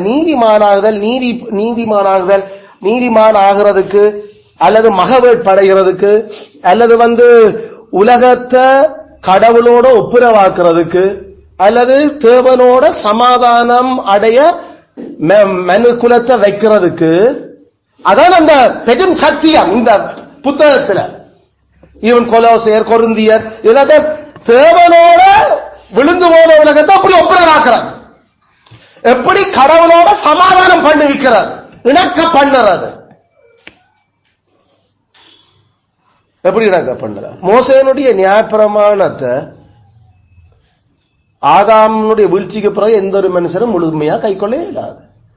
அப்படி முழுமையா கைக்கொள்ளாத நேரத்தில் கடவுளோட இணங்கணும்னா அதுக்கு முழுமையா ஒரு ஆள் இணங்கணும். அது இணங்கி இயலாத என்ற கோதாரி துன்பத்தால் தானே கடைசியா கடவுளே இறங்கி தானத மனுஷனாக அவர் நிறைவேற்றி போட்டு அந்த நீதியை எங்களுக்கு சாட்டுதல் செய்து வச்சிருக்கிற. இப்ப தேவை எங்களால முடியாது, நாங்கள் இன்னும் எங்களுக்கு இந்த பூமியில நாங்கள் இன்னும் பாவத்துக்குள்ள பாவ சுபாவத்துல வாழுறோம் என்றதை விளங்கி எப்பையும் கிறிஸ்துவையும் கிறிஸ்துவோட நீதியையும் நாம பிடிச்சு கொண்டு அவர் சொல்லுற அவற்ற விதத்துல அவர் ஏன் இந்த சட்டங்களை தந்திருக்கிறார் என்ற அந்த பரலோக யோசனையை ஏற்றுக்கொண்ட இந்த மண்ணுலகத்துல பரலோக வாழ்க்கை வாழு. அதுல அவ்வளவு கிறிஸ்தவம், அவ்வளவு கிறிஸ்தவமே. அதை விட்டு போட்டு நீதிமானாகிறதுக்கு, கடவுளுடைய அரசுக்களை மகவேல் படைகிறதுக்கு இன்னும் மோசையின் சட்டத்தின் படி ஒரு மனுஷன் செய்யலாம் என்று யாராவது பிரசங்கிக்கிறீர்கள் என்றா அது நாய்கள், அது பொல்லாத ஊழியக்காரர். தாங்களும் பரவ போக மாட்டாங்க, உங்களையும் பரவ கொண்டு போக மாட்டாங்க. ஆகையால என்ன போல துன்பப்படுறது, எனக்கு துன்பம் பெறது அர்த்தம் நீங்க துன்பப்பட மாட்டீங்க, நீங்களும் ஏன்னா இந்த நீதி துன்பப்படுறதால் கொண்டு வரப்பட்டது கிறிஸ்துவால. அவரே சொல்லிப்போனார், அவற்றை அடிச்சு விடுவது நாம பின்பற்றுவோம், அவரை போல பாடுபட வேணும். அதனால நீங்க நினைக்காங்க இந்த பூமியில நாடு பிடிச்சு வாழ்ந்து நாமளும் பெரும் பெரும் பதவிகள்ல இருந்து இந்த மண்ணுலகத்துக்கு ஏற்ற விதத்துல பரலோக சத்தியங்களை விளங்கிக் கொள்றதை பற்றி அப்படி இல்லை. அது இல்ல விஷயம்.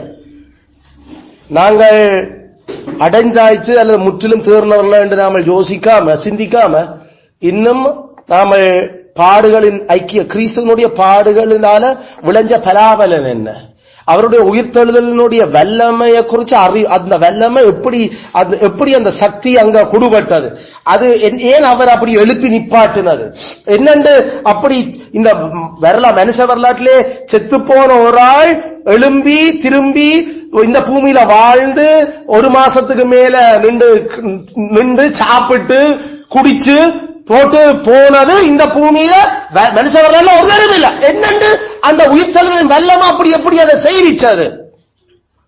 அதனால அவரை விளங்கிக் கொள்ள வேணும், அவரை அறிய வேணும். அதான் பரலோகம் அவர் அனுப்பினது நமக்கு. அந்த கிறிஸ்துதான் சத்தியம். அந்த சத்தியம் தான் வேதத்துல வெளிப்படுத்தப்பட்டிருக்குது. அதை விட்டு போட்டு மண்ணுலகத்துல எப்படி நாம பாடு இல்லாம துன்பம் இல்லாம சிலுவை இல்லாம நாம வாழலாம் என்று நினைச்சு உங்களுக்கு விடுதலைகளும் உங்களுக்கு சமாதானம் வேணும் என்று யோசிக்கிறீங்களோ, பூமிக்குரிய சமாதானம் மாதிரி நீங்கள் வாழ்ந்தீர்கள் சாவியல். ஏன் பூமி தர்ற சமாதானம் இல்ல, நான் தர சமாதானம். எந்த சமாதானம்?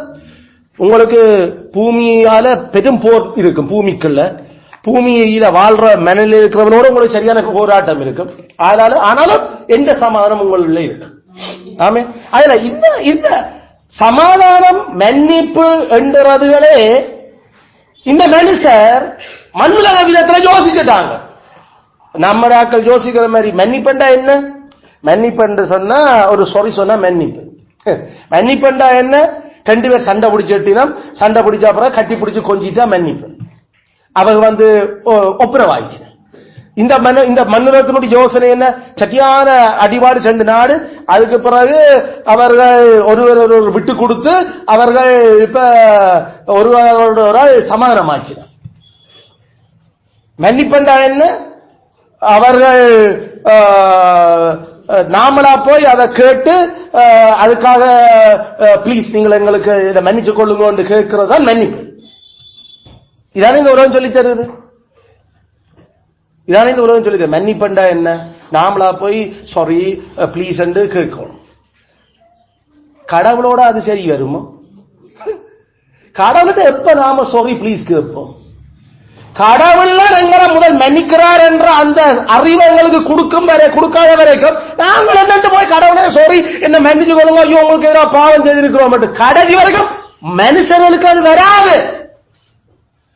கடவுளோட சமாதானம் உலகத்தாக சென்று அடிபட்டா பிறகு சண்டை பிடிச்சா பிறகு போய் சரி நாம சண்டை சமாதானம் திண்ட தேங்காய் நாம முந்தி சின்ன சொல்ற மாதிரி எல்லாம் தொகையை கொடுத்து எல்லாம் நாங்க ஓகே ஓகே. கடவுளுக்கு தொகை கொடுக்க இயலுமோ? கடவுளோட நாம சண்டை பிடிச்சு கொண்டு இருக்கேருமோ? உங்களை நாம கடவுளோட சண்டை பிடிச்சு போட்டு இப்ப மன்னிப்பு அவர் எங்களை சமாதானத்துக்குள்ள நாம போய் கதைச்சு சமனா இருந்து கதைச்சு போட்டு வந்த நாமள சமாதானம். நாங்களும் கடவுளோட சண்டை பிடிக்கிறது. கடவுள எங்கள வெறி கோபத்தில் இருக்கிறார். நாமளே ஏதோ ஒன்று நடக்காத மாதிரி வாழ்ந்து கொண்டு இருக்கிறோம். ஆதாம் எல்லாம் திண்டு போட்டு கொஞ்சம் ஏதோ சின்ன பயத்தில் ஓடி போய் ஒளிஞ்சவர். ஆனா உண்மையான மனம் திரும்பல் செய்துட்ட கடவுளே நேர நீ தரப்போற தண்டனையை நான் ஏற்றுக்கொள்றேன், இது பிள்ளை கடவுள் ஒளிஞ்சு போய் இருந்துட்டு பிறகு சாட்டி போட்டு கடவுள் அதை சமரசம் கழிச்சு போட்டு கடவுள் மன்னிப்பாரு நினைக்கிற மன்னிப்பு இல்ல, நாமளும் கதைக்கிற மன்னிப்பு. அல்லது மன்னிப்பு என்று சொன்னா தண்டிக்காம அதுக்குரிய செய்த பிழைக்குரிய தண்டனை பெறாம நாங்கள் விட்டு விட்டுறதுக்கு பேர் இல்ல மன்னிப்பு. இந்த உலகம் மன்னிப்பு சொன்னது ஒரு குற்றவாளிக்கு நீதிபதி கொடுக்கிற மன்னிப்பு அதுதான். இந்த உலகத்துல அவன் செய்த குற்றத்துக்கு தண்டனை இல்ல, உன்னை நான் விடுவிக்கிறேன். நீ செய்த குற்றத்துக்கு நீ சிறை தண்டனை, ஆனா அந்த குற்றத்துக்கு அவன் செத்திருக்கோம். உனக்கு ஆயுள் தண்டனை. இதான் மன்னிப்பு, இதான் தண்டனை. உலக மண்ணுலக சிந்தனையாக்கள் இப்படித்தான் கிறிஸ்துவனுடைய அந்த மன்னிப்பையும் கடவுள் மன்னிக்கிறதையும் நினைச்சு கொண்டு வாழ்ந்து அதை பிரசவிக்கிறாங்க. நாங்கள் என்ன சொல்றோம்? மன்னிப்பா என்ன? பவுலப்போஸ்தலனோட சேர்ந்து நான் குற்றவாளி என்றா, சாவுக்குரிய குற்றவாளி என்றா, நான் சாகிறதுக்கு ரெடி என்றா, நான் செத்து ஆளும் பரவாயில்ல, கடவுள் என்ன மன்னிக்கோணும். குற்றத்துக்குரிய தண்டனை ஏற்று இந்த பூமியில நான் இல்லாம போனாலும் பரவாயில்ல, ஏன்னா நான் பரலோகத்துல வாழணும் அவரோட. அதுக்கு மேல மன்னிப்பு. நான் உங்களை மன்னித்து விட்டேன், சாரியா, சாரி என்றா முடிஞ்சோ, சொரிஞ்சிட்டோன்னு. அதுல இந்த மாதிரி மண்ணுலக சாரி, மண்ணுலக forgiveness, மன்னிப்பு, மண்ணுலக பீஸ், மண்ணுலக சமாதானம், உலகத்தார சமாதானம் இல்ல, உலக அது மண்ணுலக சமாதானம். அப்ப கிளியரா சொன்ன, மண்ணுலகம் கொடுக்கிற சமாதானம் என்று ஒன்று இருக்குது, நான் தார சமாதானம் என்று வேற ஒன்று இருக்குது. மண்ணுலக சமாதானம், அவனு மடி வர்றாங்க, இவனும் அவனு மடி வர்றான், நாடு நாடு மடிபடுது, பிறகு சேர்ந்து பிசினஸ் செய்யணுமா, பிறகு எல்லாம் போடணும். இப்ப வந்து அவனுக்கு தனிப்போர் முடிஞ்சுதாமோ, அப்ப எல்லாம் விட்டு கொடுக்க ஒரு இணக்கப்பாடு காணப்படுதான். பாலஸ்தீனத்துல அவர்களும் சேர்ந்து சிரியாவில காசாவில பிரச்சனை முடிஞ்சா, அப்ப எல்லாம் இருந்து ஐநா கூட்டி வச்சு அப்ப இது ஓகே, அவங்களுக்கு நான் ஒரு இது வந்துட்டேன், அமைதி அமைதி. இது மண்ணுல அமைதி, இதுல இயேசுகளை வச்ச அமைதி. இதெல்லாம் பரலோகம் சொல்லுற சமாதானம் அர்த்தம். நீதி செய்யப்பட்டு அநீதிமான் தண்டிக்கப்படுற ஊடாகத்தான் சமாதானம் வரும். அநீதிகள் அக்கிரமக்காரன் தண்டிக்கப்படும். இந்த ரெண்டு நாட்டிலே ஆடா பிரச்சனை, ஏமா பிரச்சனை, ஆச்சாரத்துல என்ன பிரச்சனை, பிரச்சனைக்குரிய காரணம் இதானா? அப்ப அது அவன் பிரச்சனை பைபிள் சொல்ற மாதிரி இவன் தான் தண்டிக்கப்படணும். இவனை தண்டி முதல் தண்டி தண்டி. அப்ப உண்மையில யாரு தண்டிக்கப்பட வேணும்? பலஸ்தீனத்துல இப்ப இருக்கிற கள்ள சகோதரான இஸ்ரவேலர் தண்டிக்கப்படும். அவங்களோட இல்லை நில, கடவுள் அவளுக்கு நிலைமை இல்லை என்று. அப்ப அதுக்கு பிறகு 1900 வருஷமா வாழ்ந்த சனத்தை நீ அமெரிக்காவும் சேர்ந்து நாடு உருவாக்கி அதுக்குள்ள கொடுத்து, இப்ப தனக்கு அமைதி பரிசு நோபல் பரிசு வேணுமென்று கெஞ்சி கொண்டு திரிகிற டொனால்ட் ட்ரம்ப் மாதிரி இல்லை இந்த அமைதி. பரலோகமே அங்க அவர்களுக்கு நீ சமாதானம் இல்லை என்று சொல்லியாச்சு. உங்களுக்கு நிலைமை இல்லை, உங்களுக்கு ராஜ்யம் முடிஞ்சது, அரசு. அப்ப யாருங்க கொல்லப்படணும்? முழு பேரும் இஸ்ரவேலர் என்று அங்க வந்து குடி அடாத்தா இருக்கிற முழு பேரும். ஆனா உலகம் அதை எப்படி பார்க்குது? அது சமானமா போலாம், அது உங்களுக்கு கொஞ்சம் நிலப்பகுதி, இவளுக்கு நிலப்பகுதி, என்ன சமாதானம் பெறும்? அதுல கடவுளுக்கு நிலைமை இல்லைன்னா நீ என்னட்டு சமாதானம் படுத்தி வைப்ப? யோசிப்பாங்க எப்படி வேத சத்தியங்களை இந்த பூமிக்குரிய மனநிலையோட விளங்கிக் கொள்றது. இது கிறிஸ்துவனுடைய சிலுவையால வந்த அந்த கனிகளை கொண்டு வரையில இஸ்ரவேலுக்கு இன்னும் இப்ப இருக்கிற இஸ்ரவேலை இன்னும் கிறிஸ்துவனுடைய அந்த பாடுகளினுடைய பலன்களை அனுபவிக்கவே இல்லை. அவர்கள் கிறிஸ்து இல்லை என்று சொல்றாங்க. அவங்க இயேசுநாதர் ஒரு வெறும் மனுஷன் என்ற யாத்த. ஆனா இதுக்குதான் பவுலப்போஸ்தலனும் பேதுருவும் செத்தது. கிறிஸ்துதான் மெசியா, நாசரேத்து இயேசு மெசியாண்டு செத்தவாங்க. ஆனா இப்ப இருக்கிற எல்லாம் நெத்தனியாவில இருந்து இதுக்கு முன்னுக்கு இருந்தா வந்து 1948 ஆண்டு வந்தோம்னா என்ன, Jesus is the Christ, Jesus Nazareth, Jesus Nazareth is the Lord என்று சொல்லி கொண்டா வந்தா. சிச்சி ஜாவே, அவனுக்கு ஜாவே என்றாலே யாருன்னு தெரியாது, வெறும் மண்ணுலக மன்னனில. இன்னும் ஆபிரகாமுக்கு கொடுத்த நிலம் வேணும். ஆபிரகாமுக்கு கொடுத்த நிலம், ஆபிரகாமே நிலத்துல அவருக்கு வாழை இல்லை. ஆண்டவர் சொன்ன அவன் நாடோடி என்று. நாடோடி என்ற பரதேசி, பரதேசியாத்தான் ஆபிரகாம் ஈசாக்கு யாக்கோபு வாழ்ந்தது. கடைசியில யாக்கோபு செத்ததும் பரதேசத்தில், பரதேசியா எகிப்துல. அதுல ஒருவருக்கு நிலம் ஆண்டவர் கொண்டு வந்து அதுக்குள்ள என்னத்தை காட்டினார்? மகிமையான ஒரு சபிக்கப்பட்ட பூமி இல்லையடா, சபிக்கப்படாத ஒரு நல்ல பூமியை நான் உங்களுக்கு கொடுக்க போறேன் நிலம், அதுக்குவா கூட்டிட்டு போறேன். அந்த கடவுளை நம்புனீங்க. அதை விட்டு போட்டு கடைசியில மெசியாவே கொண்டு போட்டு இந்த உத்தவாளிகள் இன்னும் ஆபிரகாமுக்கு கொடுத்த நில எல்லைகள் எங்களுக்கு வேணும் என்று கேட்டா மெசியா இதோட உங்களுக்கு நிலைமை இல்லை, போ முடிஞ்சது ராட்சியம். ஆனா இப்ப சமாதானம், விட்டு கொடுப்பு, பேச்சு, இதுகள். அப்ப என்ன இப்படித்தான் கிறிஸ்தவர்கள் என்று சொல்றாக்கள் மண்ணுலக சமாதானத்தை, மண்ணுலக மன்னிப்புகளை விளங்கப்படுத்திக் கொண்டிருக்கிறீர்கள். இப்படித்தான் இங்கே சேர்ச்சிலே மாக்கல ஏதாவது ரெண்டு சகோதரருக்கு இடையில பிரச்சனை வந்துட்டா சரி உங்களுக்கு இப்படியா இப்படியா அவன் குற்றச்சாட்டு இப்படி இந்த சரி ஓகே ஓகே அதெல்லாம் மன்னிச்சு மறப்போம். நாம இப்ப ஒரு புதுசா தொடங்கும். அப்ப இழைக்கப்பட்ட அநீதிக்கு என்னன்றா தண்டனை? என்னன்னு மன்னிச்சு மறக்காது. மன்னிச்சு மறக்கணும்டா அந்த தண்டனை அது இழைக்கப்பட்ட குற்றத்துக்கு தண்டிக்கப்படணும். தண்டிக்கப்பட்டதானே மறக்கிறதுக்கு மனசு வேணும். கடவுள் எப்படி மனுஷர நம்மட பாவத்தை மன்னிக்கிறார்? கிறிஸ்துவ தண்டிச்சு கொண்டதார். கடவுள் நாம செத்துட்டோம் என்று நினைச்சு கொண்டுதான் இப்ப நம்மளோட டீல் பண்ணி கொண்டிருக்கிறார். நம்மளுக்காக ஒரு ஆள் சாகடிச்சு நம்மளுக்காக ஒரு ஆள் சாகடிச்சு போட்டு கடவுள் அந்த தண்டனை சாக வேணும் அந்த மென்குலம் என்றா அதுக்கு கடவுளே தானே செத்த. கடைசி கடவுள் செத்த தன்னே தான் சாகடிச்சு போட்டுதான் எங்களை மீட்ட. அவர் அதை வச்சுக்கொண்டு சரி சரி நான் மன்னித்து விட்டேன், மறந்து விட்டேன், நான் அப்படியே தூக்கி கடலில் ஆழத்தின் கடலில் போட்டு விட்டு இப்படி என்னன்னு போடுவார். அத தன்னாலதான் தனக்காகத்தான் தன்மூலமாகத்தான் அதை அப்படி செய்கிற. அவர் தன்னைத்தானே தண்டிச்சார். கடைசியில் தன்னைத்தானே செத்தது. ஆனால் தேவன் தெத்தன் சிந்தி சம்பாதிச்ச சபை, கடவுள் தெத்தன் சிந்தி சம்பாதிக்க அப்போஸ்தலன் சொல்றார். அப்போஸ்தலன் நிறுவனங்கள் அதுல கடவுள் செத்த ஒரு மனுஷனா சாவடிக்கிறதால மிச்ச மனுக்குலம் ஒன்றே மீட்கலாம். அப்ப என்ன பாவமே செய்யாத கடவுள் சாவு. இதுக்கு பேர் தான் மன்னிப்பு.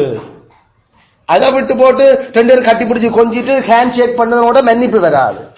இழைக்கப்பட்ட குற்றத்துக்கான தண்டனை கொடுக்கப்படணும்.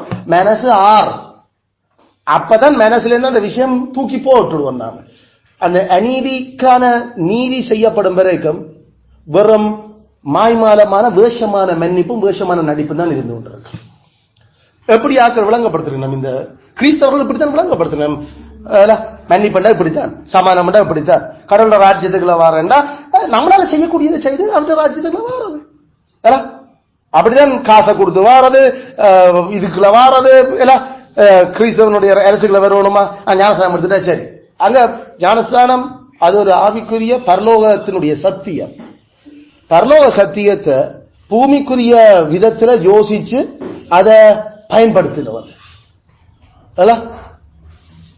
சோ இப்படி பல சத்தியங்கள் நாம இயேசு கிறிஸ்து நாம பிலிப்பியருக்குரிய மெயினான சத்தியம் பார்த்தோம்.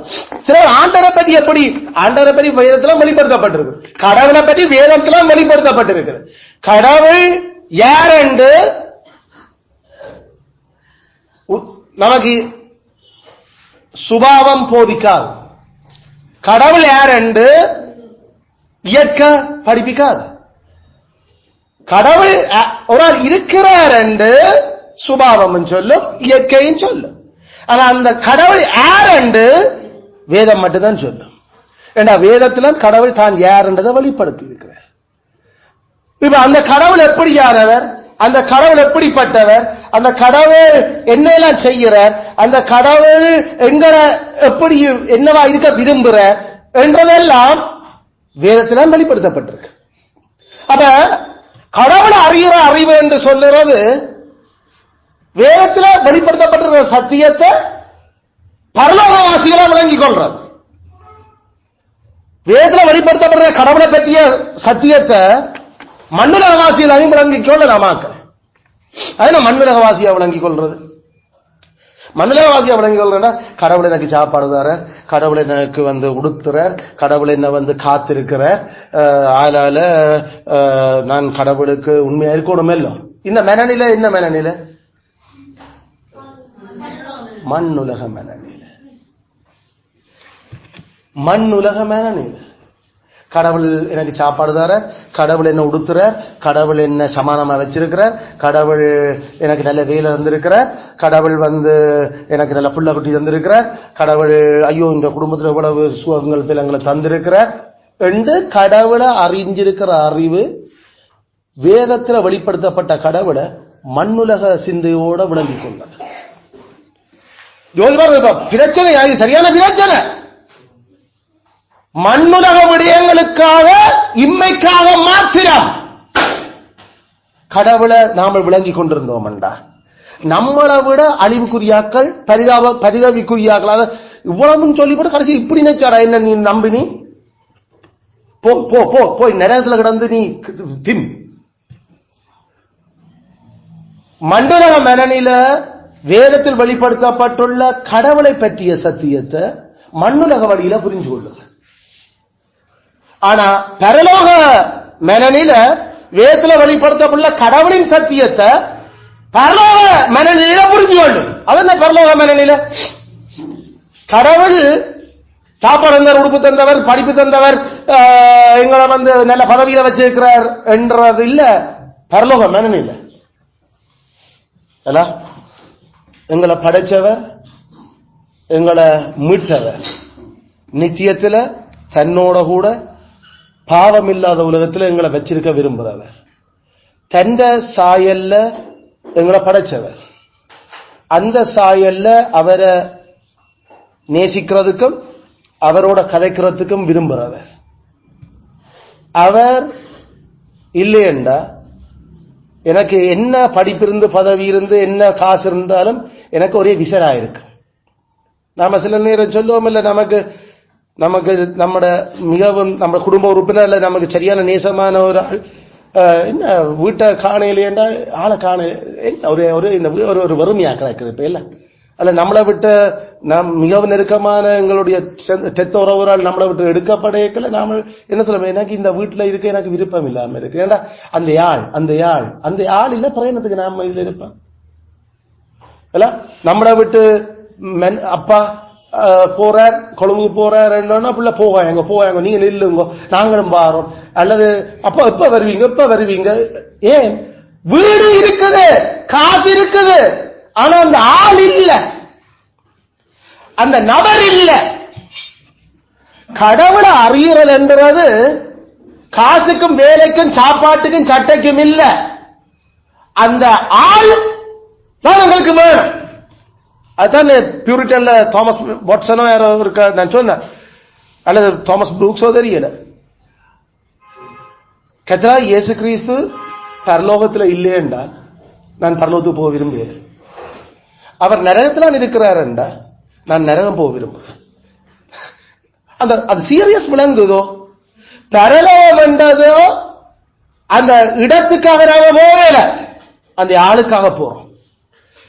கிறிஸ்துவுக்காக நாம, கிறிஸ்துவன் நமக்கு.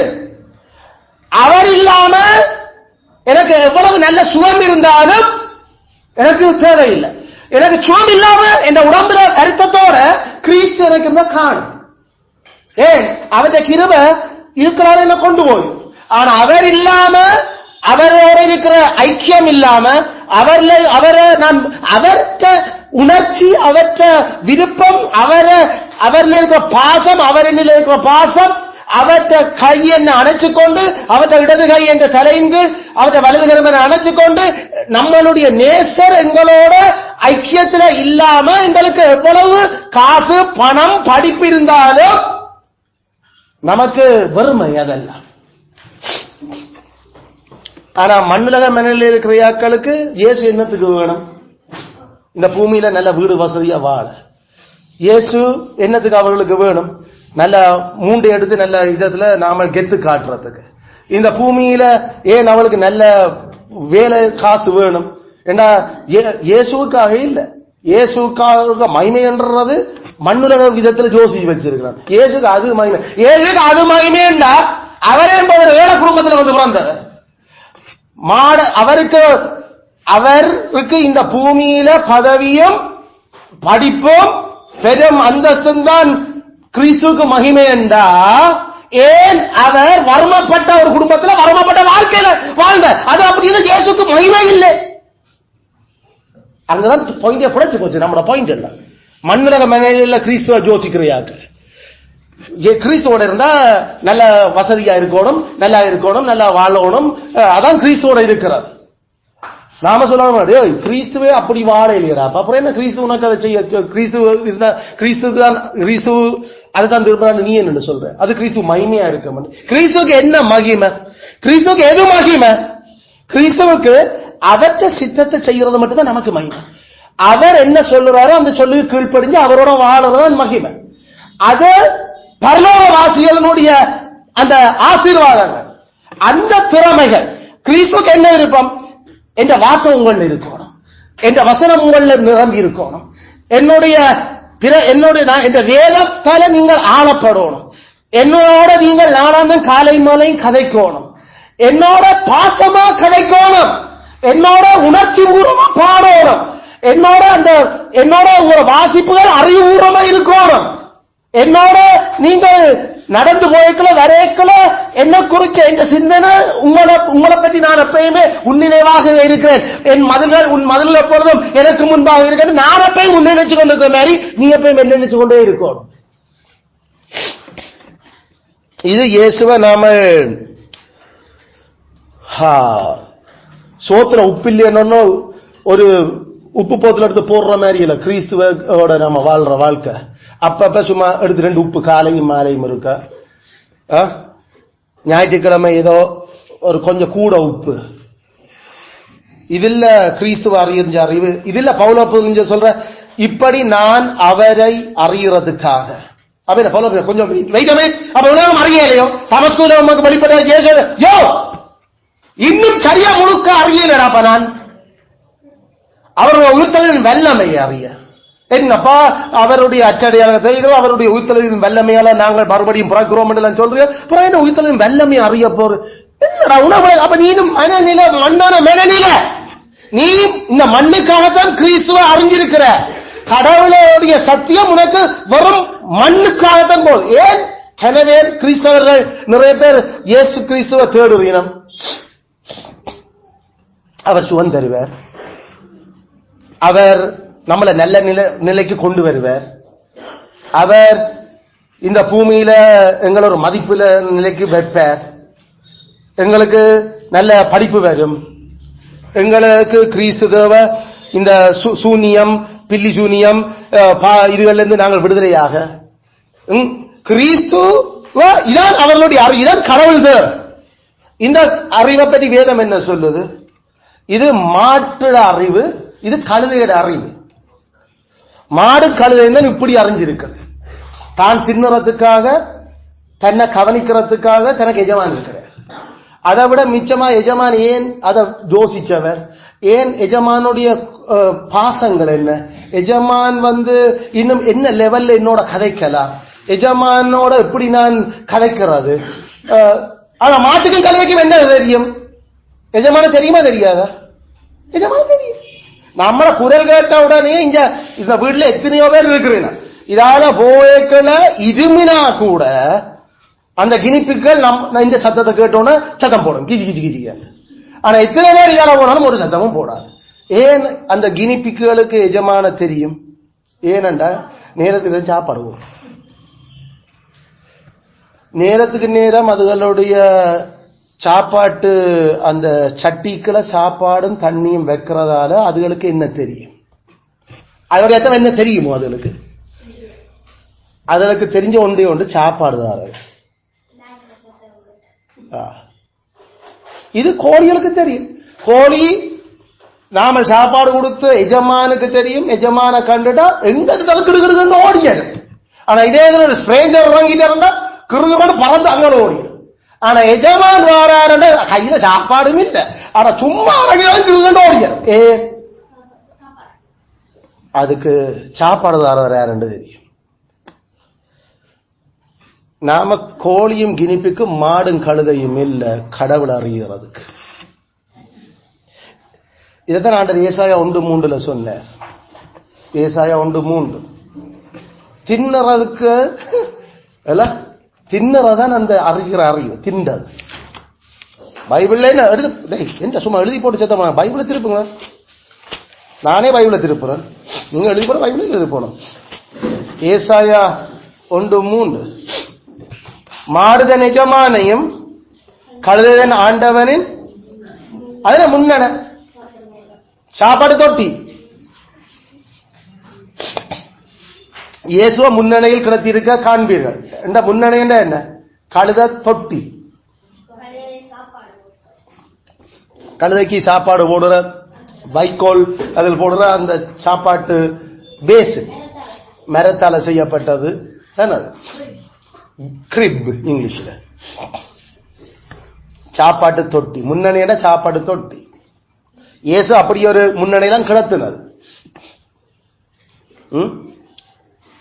மாடும் கழுதைக்கும் தங்களுடைய எஜமானும் ஆண்டவரும் யாரென்று தெரியும். என்ன எப்படி தெரியும்? சாப்பாடு போடுறதால. எந்த ஜனத்துக்கு அது கூட இல்லையா? இதான் ஆண்டவர். அப்ப இது மாட்டு மூளையை விட பிரச்சனையான மூளையா போச்சு இதுகளுக்கு. கழுத மூளையை விட கேடுகட்ட மூளைகளா போச்சுக்கிற. ஆனா மாடும் கழுதையும் தன்னை அறிகிற மாதிரி எஜமான அறிகிற மாதிரி ஆண்டவர் விரும்ப இல்ல. ஆக குறைஞ்சது திண்ணற போடுறதுக்காவது கொஞ்சம் நன்றியா என்ன பார்த்து அல்ல ஓடி வந்து அல்ல கினிபிக் மாதிரி சத்தம் போட்டு ஓணுமல்லோ தன் எஜமான் வாராரு அந்த உணர்வு கூட இல்லையடா இதுகளுக்கு. ஆனா கத்தரதை அப்ரிசியேட் பண்ணல, கத்தரத பெருமையா கதை கேள. ஏன்னா மாட்டுக்கும் கழுதைக்கும் தன் எஜமான தெரிகிற மாதிரி எங்களுக்கு கடவுளை தெரியணும் அவர் விரும்ப இல்லை. ஏன்னா மாட்டும் கழுதைக்கும் மனுஷ சுபாவம் இல்ல. மனுஷ சுபாவத்தில் இருக்கிறதுக்கு தான் தெரியும் மனுஷற்ற அந்த சுபாவத்தினுடைய தேவைகள், அதுகளுடைய அந்த பாசங்கள், அதனுடைய உணர்வுகள், அதனுடைய அறிவுகள். மனித சுபாவம் என்று நாம சொல்றது என்ன? அடிப்படையில் அறிவு, உணர்வு, முடிவு. அறிவு உணர்வு முடிவுல மிருகங்களுக்கு மனுஷரோட இருக்கிற அறிவு உணர்வு முடிவில் மிருகங்களுடைய அறிவு உணர்வு முடிவு. அது மிருகங்களை விளங்குற மாதிரியும் மிருகங்களுக்குரிய அந்த உணர்ச்சிகள் இருக்கு. ஆனா மனுஷர்களுக்கு மிருகங்களை விட எவ்வளவோ மேலான உணர்வு, வானத்துக்குரிய உணர்வு. ஏன் படைக்கப்பட்ட சாயல் இது கடவுள சாயல். அப்ப நாம மிருகங்களுக்கு நாம சின்ன போடுறதால நாய் நம்மளை கண்ணொன்ன வாலாட்டுறதும் அல்லது கினிபிக் நம்மளை கண்ணொன்ன சந்தோஷத்துல குதிக்கிறதும் அல்லது கோழி ஓடியாடுறதும் அல்லது மாடு எங்களை கண்ணொன்ன வாரதும் இல்ல ஆண்டவர் எதிர்பார்த்த. இது மண்ணுலக மனநில அவர்களுடைய வயிறு தான் கடவுள். அவர்கள் தங்களோட வயிற்றுக்காகத்தான் கடவுளையே வச்சிருக்கிறார்கள். எக்ஸாக்ட்லி தங்களோட சாப்பாட்டுக்காகத்தான் கடவுளை மதிக்கிறீங்க. அப்ப அழிஞ்சு போற போஜனத்துக்காகத்தான் கடவுளோட தொடர்பு. இந்த இடத்துல நாம நம்மட சாப்பாட்டுக்கும் வேலைக்கும் சட்டைக்கும் இருப்பிடத்துக்காகத்தான் இயேசுவோ நாம் அறிஞ்சு அவரோட தொடர்ல இருக்கிறோம் என்றா நாம மண்ணுலக மனநிலையில் இருக்கிறோம். நாம இப்படியே போனோம்னா அழிவோம். ஆயால சரியான கவனமா இருக்கணும். அது மாடுகளும் கழுதைகளினுடைய முடிவு. இந்த பூமியில இயேசு கிறிஸ்து பரலோகம் இறங்கி வாழ்ந்து ஒன்று கேட்கல. இதே மனநிலை தான் அங்கேயும் பல பேருக்கு வந்தார். காணவர் கல்யாணத்தில் அவர் ரசத்தை தண்ணிய ரசமாக்கிட்ட. இந்த அற்புதத்தை கண்ட உடனே நிறைய பேருக்கு இயேசுவில் ஒரு விசுவாசம், இயேசுவில் விசுவாசம் வைத்தாங்க. பைபிள் சொல்லு அவர்கள் விசுவாசம் வைத்தார். என்னத்துக்கு? தண்ணிய ரசமா மாத்திட்டாங்க. அப்போ கடவுள் ஏன் அதனால நமக்கு குடிக்க தண்ணிக்கு போல ரசம் தருகுது. குடிக்கிறதுக்கு தண்ணி போல வைந்தார ஒரு மனுஷன் இருக்கணும். அவர் கடவுள். அப்ப அந்த கடவுளுக்கு என்னத்துக்கு தேவை? அவர் எனக்கு வைன் தருவார். அதனால இயேசு சொன்னார், அவர்களை நம்பி அவர் இணங்கவில்லை. அவர்களை நம்பி இணங்கவில்லை, அவர்களோட அவர்கள் வச்ச விசுவாசத்தை அவர் ஏற்றுக்கொள்ள.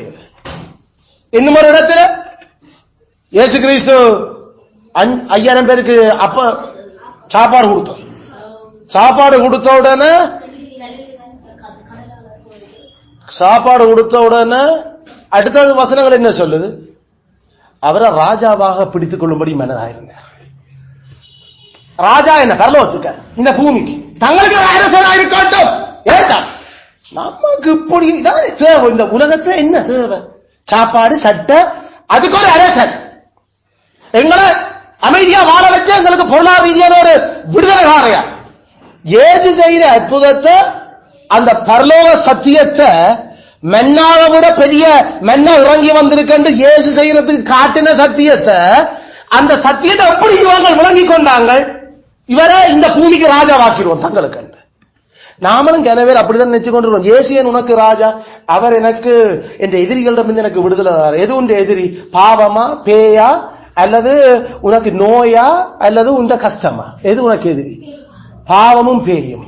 ஆனா இல்ல, கஷ்டம், துன்பம், நோ, வருத்தம், ஒரு ஒரு ஒரு ஒரு முன்னுக்கு வாரத்துக்கான ஒரு முயற்சிகள் எல்லாம் பொய்த்து போகுது. எனக்கு ஒரு ஒரு எல்லாமே எடுக்க எல்லா முயற்சியும் தோற்று போகுது. அதாவது எனக்கு இயேசு வேணும். நீ என்னத்துக்காக இயேசுவை தேடுற? என்னத்துக்கு இயேசு ராஜாவா உனக்கு ஏற்படுத்த விரும்புற? உந்த முயற்சிகள் பொசியாம அது நல்லா செழிக்கணும். மண்ணுலக மன்னனில் பரலோக மன்னா என்ற சத்தியத்தை வெறும் உலகத்தோடு அழிஞ்சு போற ராஜாவாக்கி இயேசுவை வைக்கிறதுக்கு விரும்பினார். இயேசு அவர்களை அறிந்து அவருடைய மனதை அறிஞ்சு அவர்களிடமிருந்து கடந்து போனார். விளங்குறது இயேசு நம்மளை விட்டு கடந்து போவ நாம இயேசுவை ராஜாவாக்க விரும்புகிறோம் என்றது என்னுடைய நோக்கம் என்னன்றதான் கேள்வி. அவர் செய்த அற்புதத்தால அவரை நாம நேசிக்கவும் அவற்ற வசனங்களுக்கு கீழ்ப்படுகிறதுக்கும் இன்னும் அவருக்கு எப்படி பிரியமா வாழலாம்ன்றதுக்கு நாம அவரை ராஜாவாக்குறதுக்கு யோசிச்சாங்களா? இல்லாட்டி அவர் ராஜாவா இருந்துட்டா இந்த பூமியில நமக்கு ஒரு பிரச்சனை, நாம செட்டில்ட் ஆயிட்டோம், எங்களுக்கு படிப்பு முடிஞ்சது நல்லா உழைக்கிறது எல்லாம் பிரச்சனை, கடவுள் என்ன நிலை வச்சிருக்கிற அவ்வளவுதான். அதுக்கு தான் உனக்கு ராஜா சாவ அழிவ. கொஞ்சம் தூரம் கீழே இறங்கி போனா ஜோவான் 6 நான் சொல்றேன், அதே வாசியம் போனா இயேசுவை தேடி போட் எல்லாம் எடுத்துக்கொண்டு இவ்வளவு பிரயாணம் பண்ணி பயணம். நாம அப்பப்பா எவ்வளவு ஒரு ஆர்வம் கடவுளை சேவிக்கிறதுக்கும் இயேசுவை தேடுறதுக்கும். ஐயோ அவருடைய பிரசங்களை கேட்டு உணர்வடைஞ்சு சனம் எவ்வளவா மனம் திரும்ப அவரை தேடிக்கொண்டிருக்க பார்த்தவன் நினைச்சிருப்பார். ஆனா அவர் சொன்னார், நீங்க திண்டதால் தான் என்ன தேடிக்கொண்டிருக்கிறீர்கள், நீங்கள் அப்பம் தின்றதினால் என்னை தேடி வருகிறீர்கள். இயேசுக்கு தெரியும் இதுகள் தான் சொன்ன அந்த சத்தியத்தை, தான் காட்டின சத்தியம் இதுகளுக்கு விளங்கியல. அதுகள் வெறும் இந்த உலக மண்ணுலக மனநிலைக்கின்படி அந்த சத்தியத்தை விளங்கிக் கொண்டிருக்குது. அதான் ஜோவான் 6 ஜோவான்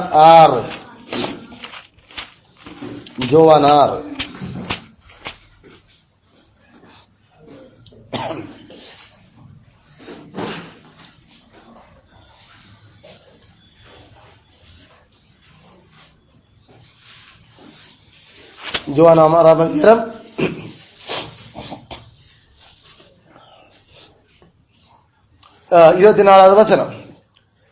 அப்பொழுது இயேசுவும் அவருடைய சீஷரும் அங்கே இல்லாத ஜனங்கள் கண்டு உடனே அந்த படகுகளில் ஏறி இயேசுவை தேடிக்கொண்டு கப்பர்நகூமுக்கு வந்தார்கள். கடலின் அக்கறையில் அவர்கள் அவரை கண்டபொழுது, ரபி நீர் எப்பொழுது இவ்விடம் வந்தீர் என்று கேட்டார்கள். இயேசு அவர்களுக்கு பிரதியுத்தரமாக, நான் நேற்றைக்கு பின்னேரம் தான் வந்தேன் என்று சொன்னார். அப்படி கேட்ட கேள்வினோ கொடுத்த பதில் என்னவோ, நீங்கள் அற்புதங்களை கண்டதினால் அல்ல, நீங்கள் அப்பம் புசித்து திருப்தியானதனால என்னை தேடுகிறீர்கள் என்று உண்மையிலும் உண்மையாக உங்களுக்கு சொல்லுகிறேன். உங்களோட கேள்வியினுடைய நோக்கம் என்னன்னு எனக்கு தெரியுமலா? நான் எப்ப வந்த நான் என்றதனுடைய பின்னணி என்ன? எங்களுக்கு அடுத்த நேரம் சாப்பாடு தராம இங்க ஓடி போயிட்டீங்கன்னா நீ கேட்கிற என்ன கடவுளை போன மாசம் தந்த இந்த மாசம் தெரியலையே என்று கதை என்ன தேடுற நீ? உண்மையில சொல்றேன், நான் என்னடா திண்டு திருப்தியா வாழ்றதுக்கத்தான் நீ தேடிக்கொண்டிருக்கிறீர்கள். அழிஞ்சு போற போஜனத்துக்காக அல்ல, நித்திய ஜீவன் வரைக்கும் நிற்கிற போஜனத்துக்காகவே என்ன தேடுங்கடா. அதுக்காக இப்படி பாடுபட்டு வாங்கடா. நீங்க செய்யற கிரியோட அழிகிற சாப்பாட்டுக்கு தானே என்ன தேடுறீர்கள்? எந்த அற்புதத்தை, ஏன் அந்த அற்புதம் நடந்தது என்ற பரலோக சிந்தனை விளங்கியது. வானத்துல இருந்து மன்னா கொடுத்தத போல அதை விட மோசையோட பெரியவர் உங்களுக்கு முன்னால நிக்கிறேன். நான் வெறும் 5 அப்பத்தையே 5000 பேருக்கு புசிக்க தரேன். மோசையோட காலத்துல மன்னா போதும் அளவு ஒரு ஓமர் நிறைக்கத்தக்க எல்லா இடத்துலயும் விழுந்து இருந்தார் ஒவ்வொரு குடும்பத்துக்கும் ஒரு எனக்கு. ஆனா இங்க 5 அப்பமும் 2 மீனும் தான் இருந்தது. ஆனா 5000 ஆம்பளையும் உங்களோட மனுஷிமாரும் உங்களோட பிள்ளைங்க 10,000க்கு மேல தின்றதுக்கு நான் 5 அப்பத்தை கொடுத்து இப்படி செய்கிறேன். மோசையிலும் பெரியவர் நிற்கிறார் கார்த்த செய்த அற்புதம் விளங்காம என்ன தேடி போட்டில் நாம் எடுத்து வந்து ரவி எப்ப வந்த 2 பேரும் ஒரு கேள்வி இருக்கிறீங்களா? தின்னல் பண்டிகளே இதுக்கா என்ன தேடுறீங்க? எந்த அற்புதத்தை எப்படி நீங்கள் இன்டர்பிரேட் பண்றீர்கள்? எப்படி அதை வியாக்கியானப்படுத்தி இருக்கிறீர்கள்? நான் செய்த அற்புதம் பரலோகம் என்ன நோக்கத்துக்காக செய்த விளங்குகிறேன் உங்களுக்கு.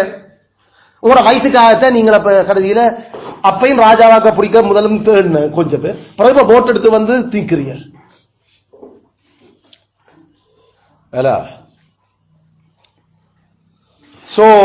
தேவனுக்கேற்ற கிரியைகளை நடப்பிக்க வேணும் என்று இயேசு கேட்டது கூட அவங்களுக்கு தெரியல. என்ன தேவனுக்கேற்ற கிரியை?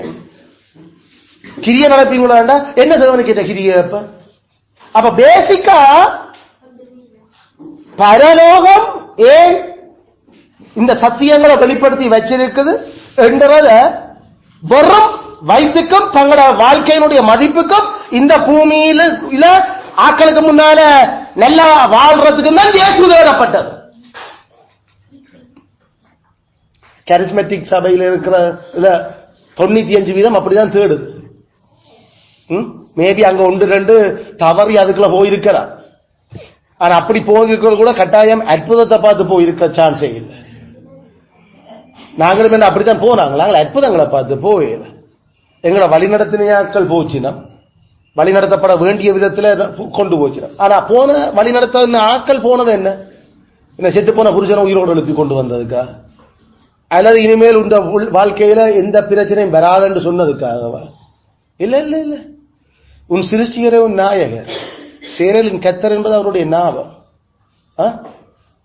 கல்யாணம் செய்து இளம் வயதில் புருஷனை இழந்து போய் வாழ்க்கையோட முடிஞ்சு நினைச்சு கொண்டு இருக்கிறிய உன்னை நான் சந்திக்கிறேன். வேற வசனம் அன்றைக்கு பிரசங்கிக்கப்பட்டது. அன்றைக்கு அந்த வசனத்தை அப்ப உண்மை கடவுளால் இருக்கிற எங்களை நிலமம் தெரியுது. ஆனால் நானும் என்ற பிள்ளைகளும் நீ அந்த கடவுளோட என்ன வியாகுல மாமரியையும் அந்தோனியாரும் முடிஞ்சது. இதோட கடவுள் இல்லாதவர்கள் நாங்கள் நம்பி கடைசியில நேத்தி வச்சு தெரிஞ்சு மாதாட்ட கெஞ்சி கெஞ்சி கேட்டு உங்களுடைய சிலுவையின் அடியில் வந்து நிற்கு உங்களுடைய மகனை பார்த்து எங்களுக்கு புருஷனுக்கு சுகம் கூட கேட்டது எங்க போச்சு? மாதாவும் இல்ல, அந்தோனியாரும் இல்ல. இயேசு அவற்ற வார்த்தை அற்புதத்தை பார்த்து போய் அப்படித்தான். அதனால 5 வீதத்தை வச்சு சில அற்புதம் பார்க்காமலும் சில நேரம் அங்கே யாராவது இருக்கலாம் இப்படி நம்மள மாதிரி. ஆனா கடைசி வரைக்கும் அங்க இருக்க மாட்டேன். கடைசி வரைக்கும் அங்க இருக்க மாட்டேன். கட்டாயம் அது சத்தியத்தால வெளியில வருவேன். ஆனா மிச்சம் 95 இப்படித்தான். இயேசு உன்னை விடுதலை ஆக்குறார். இயேசு உனக்கு சுகம் தருகிறார். இயேசு உன்னை பெரிய ஆளாக்குறார். இயேசு உன்னை தலையாக்குவார். இயேசு உன்னுடைய பிசினஸ் உயர்த்துறார். இயேசு உனக்கு இன்னும் ஒரு தொழிலை போட்டு தருவார். இயேசு உனக்கு மாடி வீடு கட்டுறதுக்கு உதவி செய்வார். இயேசு உன் பிள்ளைகளை வெளிநாட்டுக்கு அனுப்புவார். சொல்லுற அவ்வளவும் மண்ணுலக மனநிலை. இயேசு ஒரு நாளும் ஒரு இடத்திலையும் வாக்கு தந்தரையில் தான் அதுக்காகத்தான் அந்த வாக்குறுதியில தந்து அவர் சொல்லவே இல்லை. கிறிஸ்துவுக்குள்ள வாக்குறுதியில மாமண்டு மாமேன் என்றும் இருக்குது. இந்த மண்ணுலகத்துல நாம திருப்தியா திண்டு புசிக்கிறதுக்கு இல்ல இயேசு. இந்த மண்ணுலகத்துல பிரச்சனை இல்லாம வாழ்றதுக்கு இல்ல இயேசு கிறிஸ்து அறிகிற அறிவு. இயேசு கிறிஸ்து பாவத்திலிருந்து விடுதலையாக்க வந்தவர். உங்க பாவங்கள் எத்தனை சுழஞ்சு போச்சு இன்றைக்கு வரைக்கும்? இன்றைக்கு வரைக்கும் உன்னை ஆண்டு கொண்டிருந்த எந்த பாவம் நீ துளைச்சேராம இருக்கிற? இயேசு உன்னை உண்மையில விடுதலையாக்கி இருக்கிறாரா? எவ்வளவு தூரம் உன்னை விடுதலையாக்குறாரு அந்த அனுபவம் எனக்கு இருக்குது. ஏன் உன்ன கேடுகட்ட அந்த இருண்ட புத்தி அவர் இன்னும் வெளிச்சமாக்கல. உன்ன புத்தி எவ்வளவு வெளிச்சமா வந்திருக்குது. உனக்கு எவ்வளவு அவற்ற வார்த்தைகளால உன்னை நிறைஞ்சு ஞாபகத்தில் நிற்க வச்சிருக்க. இதுக்கு தவிர இயேசு தேவை. இதுதான் இயேசு செய்யற வேலை. ஏண்டா அவர் இருண்டு இருக்கிறவர்களுக்கு வெளிச்சத்தை கொடுக்கிற கடவுள். நம்மட புத்தி வெளிச்சம் அடைய செய்கிறவர், தின்னத்தாரவர் இல்ல. நீ தின்னாம புத்தியில வெளிச்சம் வந்தாலே காணும். அடுத்த நேரம் நீ செத்தாலும் பரவாயில்ல, நித்தியமா என்னோட வாழுவேன். ஆமே, அதான் அந்த விளங்கி கொண்ட புத்தியில வெளிச்சம் அடைஞ்ச அந்த கள்ளங்கடன் ஆண்டவரே இன்றைக்கு நீர் ஆதினத்தில் வரும்போது என்ன நெச்சுக்கொள்ளும். ஏன்னா அவருக்கு விளங்கிக்குது சாகுறதும் இந்த பூமியில இதெல்லாம் ஒரு சின்ன விஷயம். நித்தியமா வாழ போறது இவரோட வாழணும். ஐயா இவரோட வாழணும். இவர் பரலோகத்தில் இருக்கிறீர்கள், அங்க நான் இருக்கணும். இவர் எங்க இருக்கிறாரோ அங்க நான் இருக்கணும். இவர் நரகத்தில் இருந்தாலும் நான் அங்க அவரோட இருப்பேன். இவர் கெனசரேத்து கடற்கரையில போனாலும் அங்கே நான் இருப்பேன். இவர் 2 ஜோடு காட்டு புறா கொடுக்கிற ஒரு குடும்பத்தில் நான் பிறந்து வளர்ந்தாலும் அங்கேயும் அப்படிப்பட்ட குடும்பத்திலே நான் வளரையும் ரெடியா இருக்கேன். அயல நோய்களோட வருத்தங்களோட வாழ்றது நான் ரெடி. ஏண்டா இயேசு என்னோட இருக்கிறார். அவ்வளவுதான் எனக்கு தேவை. கிறிஸ்து என்ன ஆவிக்குரிய ஆசீர்வாதங்களால அலங்கரிச்சு இருக்கிறார். எனக்கு நோய் இருக்குதான், எனக்கு கேன்சர் இருக்குதான், எனக்கு சுகர் இருக்குதான், எனக்கு ஒரு விதமான நோய்கள் இதில் தீர்க்கலாத பிரச்சனைகள் இருக்குதான். ஆனா ஆவிக்குரிய விதங்கள் என்ன தீர்க்கலாத ஒரு பிரச்சனையும் இல்ல. என்னால மேவையிலாத, என்னால் அடக்கலாத பாவம் என்ற நிலை ஒன்றும் இல்ல. சகலத்தையும் கிறிஸ்துவுக்குள் அடக்கி ஆள்றதுக்கு அவர் எனக்கு பலன் தந்திருக்கிறார். ஆமென். அவ்வளவுக்கு தான் இயேசு. இயேசு என்ற அர்த்தம் தன்னுடைய ஜனத்தை பாவங்களில் இருந்து விடுதலையாக்குறார். இயேசு அதான் அதை விளங்காம, அதுக்காக நாம எங்களோட பாசத்தை கொட்டாம, பாவத்தை வெறுக்கிறதுக்கு நம்முடைய பாசங்களை பயன்படுத்தாம, பாவத்தை எதிர்க்கிறதுக்கு எங்களோட வெறிய காட்டாம, நாம உலகத்து மனுஷர்ல மாதிரி இயேசுவ நேசிக்கிறோம், இயேசுவ விளங்கி இருக்குன்னு சொல்றது இல்ல. இயேசு அது இல்ல, கடவுள் அறிகிற அறிவு. இன்னும் ஒரு சத்தியம் நமக்கு திருப்பந்தி உதாரணத்துக்கு எடுத்துக்கொண்டோம். திருப்பந்தி ஒரு பரலோக சத்தியம், பரலோகத்தில் இருந்து வெளிப்படுத்தப்பட்ட வேதத்தினுடைய சத்தியம். திருவிருந்தினுடைய பரலோக நோக்கம் என்ன? திருவிருந்தினுடைய பரலோக சிந்தனை என்ன?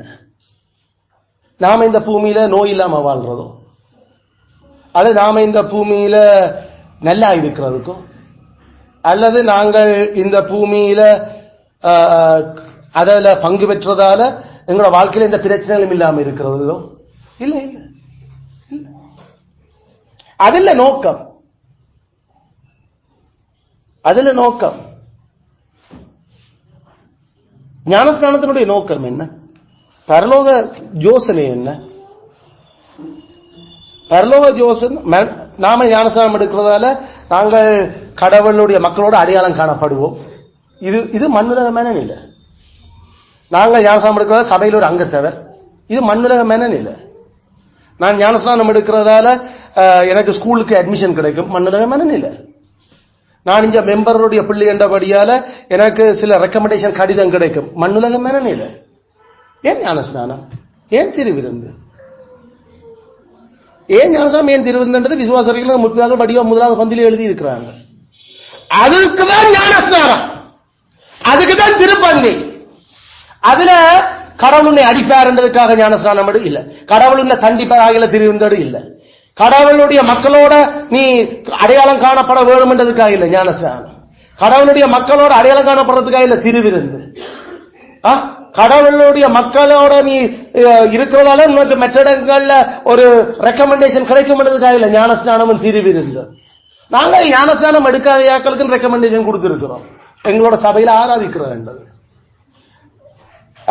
இந்த எங்களோட திருவிருந்து எடுக்காத யாக்களுக்கு நாங்கள் போய் வாதிட்டு நின்று இருக்கிறோம், ஏண்டா எங்களோட ஆராதிக்கிறீனம் என்றதுக்காக.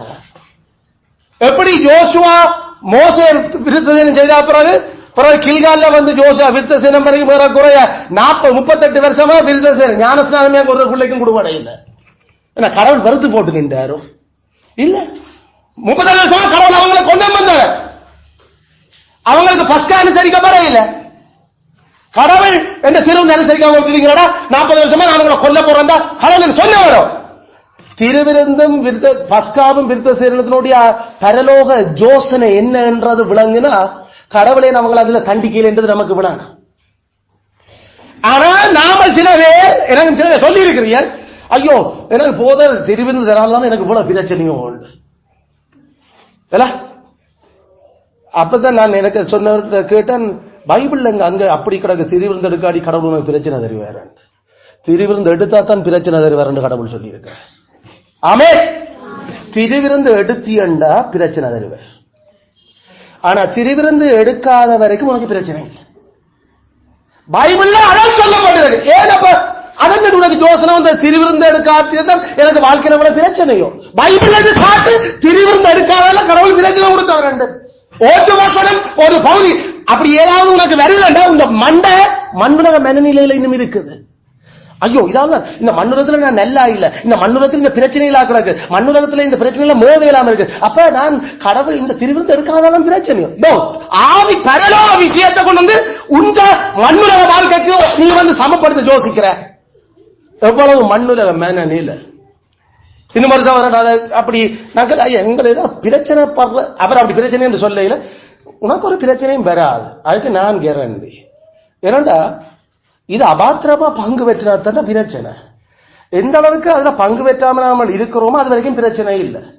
ஆனா பங்கு பெற்ற தொடங்கிட்டோமோ அதுக்கப்புறம் தொடர்ச்சியா பங்கு பெற்றோம். அதுக்கு வரைக்கும் தான் நான் பொறுத்து கொண்டிருக்கிறேன். உங்களை தொடர்ச்சியாக்க கொண்டு வரும். இப்ப ஓகே, 2 மாசத்துக்கு பிறகு நொண்டிச்சாட்டு, பிறகு 4 மாசத்துக்கு பிறகு பிற ஒரு பிரச்சனை, இதை தொடர்ச்சியா நான் பார்த்து கொண்டிருக்கேன். திருப்பி திருப்பந்தி வாரது நான் நிப்பாட்டுவேன். திருப்பந்திய அதுக்கு கடவுள் எனக்கு அதிகாரம் தந்திருக்க. ஏன் நிப்பாட்டுறேன்? எனக்கு அதிகாரம் இருக்கின்றபடியா? இல்ல, உனக்கு கடவுள் அடிச்சிடுவாரு. நான் தந்தாத்தான் கடவுள் உனக்கு அடிப்பார். அப்ப கடவுள் போல பிரச்சனை எனக்கு இப்ப விடுறார். அது உண்ட பாவம். அந்த பாவத்துக்காகத்தான் திருப்பந்தியை நான் நிப்பாட்டுறேன். அதுல ஏன் போல திருப்பந்திய நிப்பாட்டுறாருன்றது பரலோக சிந்தனையிலிருந்து, பரலோக மனநிலையிலிருந்து வெளிப்படுற விஷயம். ஏன் இன்னும் திருப்பந்திக்குள்ள கொண்டு வரல என்றதுக்கு திருப்பந்தியினுடைய நோக்கம் என்ன, அதால விளைகிற பலன்கள் என்ன, அதனுடைய ஐக்கியம் என்ன என்றது விளங்க. இது சப்ரசாந்தராட்டி ஃபாதருக்கு அடிக்கிற மாதிரி இருக்கிற விஷயம் இல்ல. சப்ரசாந்தராபடி அந்த கோயில் பங்குல நான் வேற கோயிலுக்கு போறோம்னு சொல்றது இல்ல. அதெல்லாம் மண்ணுல அதான் அது சப்ரசாதம். ஓ, நீங்க சப்ரசாதம், ஐயோ இன்றைக்கு நீங்க கட்டாயம் சப்ரசாதம் எடுக்கணும். சப்ரசாதம் நீ சப்ரசாதம் எடுக்க தொடங்கிட்டியண்டா இப்ப எல்லாம் சபை கூடி வருது, அதுக்காக எடுக்கிறதுக்கு ரெடியா இருக்கும். அந்த அளவுக்கு தகுதியை மெயின்டைன் பண்ணணும். நீ நம்ம அந்த தகுதிக்கு வரையலே என்றபடியால் தான் நாமல் திருப்பதி சாரே. அதனுடைய விஷயம் நீ சரிப்படுத்தப்படணும். இல்ல ஓகே ஓகே தாரன்னு சொன்னா உள்ளதை விட நெருப்புக்குள்ள விடுவேன். அப்ப நான் சுடுது மடிக்கப்படி சுடுது மறுபடி நாங்கள் என்ன கத்துறோம். அதெல்லாம் திருப்பந்தி எடுக்கிறது, ஞானஸ்நானம் எடுக்கிறதுக்கு எந்த அளவுக்கு நாங்கள் தகுதியாக வரும் வரைக்கும் மக்களை வெயிட் பண்ண வைக்கிறோம். ஏண்டா எங்களுக்கு தெரியுது தகுதி இல்லை என்று.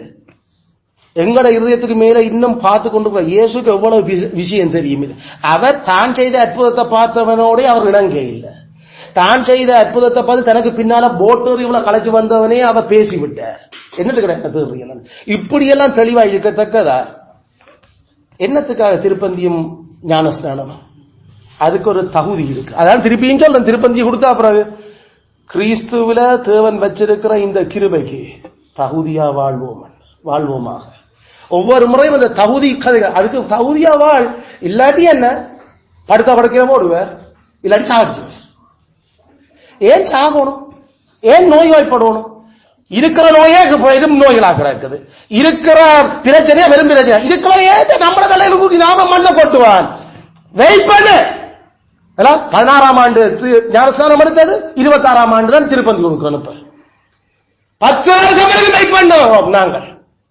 எங்களுக்கு தெரியாது ஞானஸ்நானம் கொடுத்ததே நாங்கள். அப்ப அதுக்கு பிறகு அது வேறு ஆட்களுடைய தலைமத்துவத்துக்குள்ள இருந்தது, வேறு ஆட்கள் அதுக்கு பொறுப்பு சொல்றீங்க. அது என்னக்கு மேல அந்த பழி வேற, அது நேரடியா. அதனால நாங்கள் அவர் கொடுக்க சொல்ற, நான் கொடுக்க மாட்டோம், அவரோட பிரச்சனை எங்களுக்கு. அதனால சரி நீங்கள் சொல்ற, நீங்களாம் பொறுப்பா சொல்றோம் செய்யறோம். ஆனா நான் பொறுப்பண்டு கதைக்கல்ல. அதுக்கு பிறகு நான் அந்த தகுதி சரியா இல்லாம ஒரு கொடுக்கல. அதனால 10 வருஷம் என்ன 15 வருஷம் வெயிட் பண்ணாலும் வெயிட் பண்ணத்தான். ஏண்டா திருப்பந்தி எடுக்காம இருக்கிறதால உனக்கு ஒரு பிரச்சனை இல்லை. அப்படி பிரச்சனை இருக்கிறது பையில இருந்து காட்டு. அது அப்படி ஏதாவது இருக்குதுன்றது எனக்கும் தெரியாத உனக்கு தெரியும்னா சொல்ல. அப்படி என்ன நான் போயிருப்பேன், அதுக்கப்புறம் நீ போதும். அந்த திருப்பந்தி துறையில திருப்பந்தி பாஸ்டர் சாரார் இல்ல, திருப்பந்திக்கு வீட்டை கொண்டு வந்து சரோடும், இதெல்லாம் மேட்ச மேனநில கரிஸ்மெட்டிக் வேலைக்கள், அந்த ஆட்களோட மேனநில பெண்டிகாஸ் சேர்ச்சுக்கு வரான வரையில, ஆனா வீட்டை கொண்டு வந்து திருப்பந்தி சேர்ச்சுக்கு ஆள் இல்ல, ஆனா அவன் சேர்ச்சுக்கு வரையில. ஆனா விசுவாஸ் கிறிஸ்துவின் சரீரம், கிறிஸ்துவின் டெத், இந்த மாதிரியான மண்ணுலக மனநிலையில திருப்பந்தி கொடுக்கிறாரு. சபை கூடி வந்தா அங்க நீ இருந்தா உனக்கு திருப்பந்தி. பராமரிப்பு தடுத்தா நீ சபை கூடி வரையில நீ கிறிஸ்துவோட வசனத்தோட வாழ். கிறிஸ்துவோட வசனம் தான் உனக்கு தேவையை தவிர அவற்ற திருப்பந்தியும் அவற்ற ஞானஸ்நானம் இல்ல. உனக்கு முதல் முக்கியம், உனக்கு முதல் முக்கியம் அவற்ற வசனத்தோட வாழ்றது. கிறிஸ்துவனுடைய வசனம் உனக்கு ஆழமா வேறுன்றது, அது உன்னை உருமாற்றுறது. கிறிஸ்துவ வசனம் உள்ள நிலைச்சிருக்க முடியல கன சந்தர்ப்பங்கள்ல. கிறிஸ்துவனுடைய வார்த்தை கேட்டா பாடமாக்கி சொல்ல தெரியல உனக்கு. கிறிஸ்துவனுடைய வசனத்தை தியானிச்சு எழுதண்டா உனக்கு எழுதுறதுக்கு வருகிறது இல்லை. பிறகு கிறிஸ்துவோட உனக்கு ஒரு ஐக்கியம் என்றதை என்னத்தை வச்சு என்ன நம்ப சொல்றீங்க? கிறிஸ்தோட ஐக்கியப்பட்டு அவருடைய வல்லமையை விளங்கிக் கொள்ள விரும்புகிறார். அவற்றை பாடலின் ஐக்கியத்தை நான் புரிஞ்சு கொள்ள யோசிக்கிறேன். ஆவிக்குரிய மனநிலையில நீ இருக்கிறீண்டா வேத வார்த்தை உனக்கு எவ்வளவு இலகுவாயும் எவ்வளவு ஆசையாயும் அதை பாடமாக்கி கொண்டு வந்து நான் கேட்காம என்னையே தோச்சர் பண்ணி நான் 3ஆம் சங்கீதம் 2ஆம் சங்கீதம் 3ஆம் சங்கீதம் 4ஆம் சங்கீதம் 5ஆம் சங்கீதம் 99ஆம் சங்கீதம் 139 140ஆம் சங்கீதம் வந்து சொல்லுவா என்னையே தோச்சர் பண்ணி எனக்கே ஐயோ காணப்படாப்பா நீ இன்னொரு ஆளுக்கு சொல்லடாப்பான்னு. அவ்வளவு பரலோக ராஜ்யத்தை பலவந்தம் பண்ணுறியோ. பரலோக ராஜ்யத்தை பலவந்தமே நீ பண்ணல. உனக்கு ஞானஸ்நானம் தந்து உனக்கு திருப்பதி தர்றதுக்கு என்ன தகுதி இருக்குது? இப்படி விடுறோம். நாங்கள் அந்த ஆத்மாவை பரலோக சத்தியத்தை மண்ணுலக யோசனையால கொண்டு வந்து ஆள் சேர்க்கிறதுக்கு முனையே இல்ல. சபையில சேர்க்கப்படாத வரைக்கும் அவன் சபையாக்கள் இல்ல. பேசிக்கா எங்களுக்கு அங்கத்தவர் 8-9 பேர். எங்களுக்கு கணக்கு இல்ல விஷயம். எங்களுக்கு தரம் கிறிஸ்துவனுடைய வசனம் சொல்றதை செய்யணும். அதுக்கு நியமிக்கப்பட்ட ஊழியக்காரர் நான் என்றதை ஒத்துக்கொண்டு அதுக்கு அடிபணியணும். அந்த வாஞ்சிய ஆவலை காட்டணும். அதுக்கு இயேசு விட்ட போய் கரைச்சல் கொடுக்கிற மாதிரி நம்ம டைம் வந்து கரைச்சல் இந்த வசனம் இப்படி இருக்கு இது இப்படி வசனம் இது ஓகே போதர் இது இப்படி இருக்கு இவ்வளவு இது இப்படி ஒரு விஷயம் வந்தது கத்தர் சோதனை நான் இப்படி வந்தேன். நான் அதை ஏதாவது ஒன்றுமில்லை.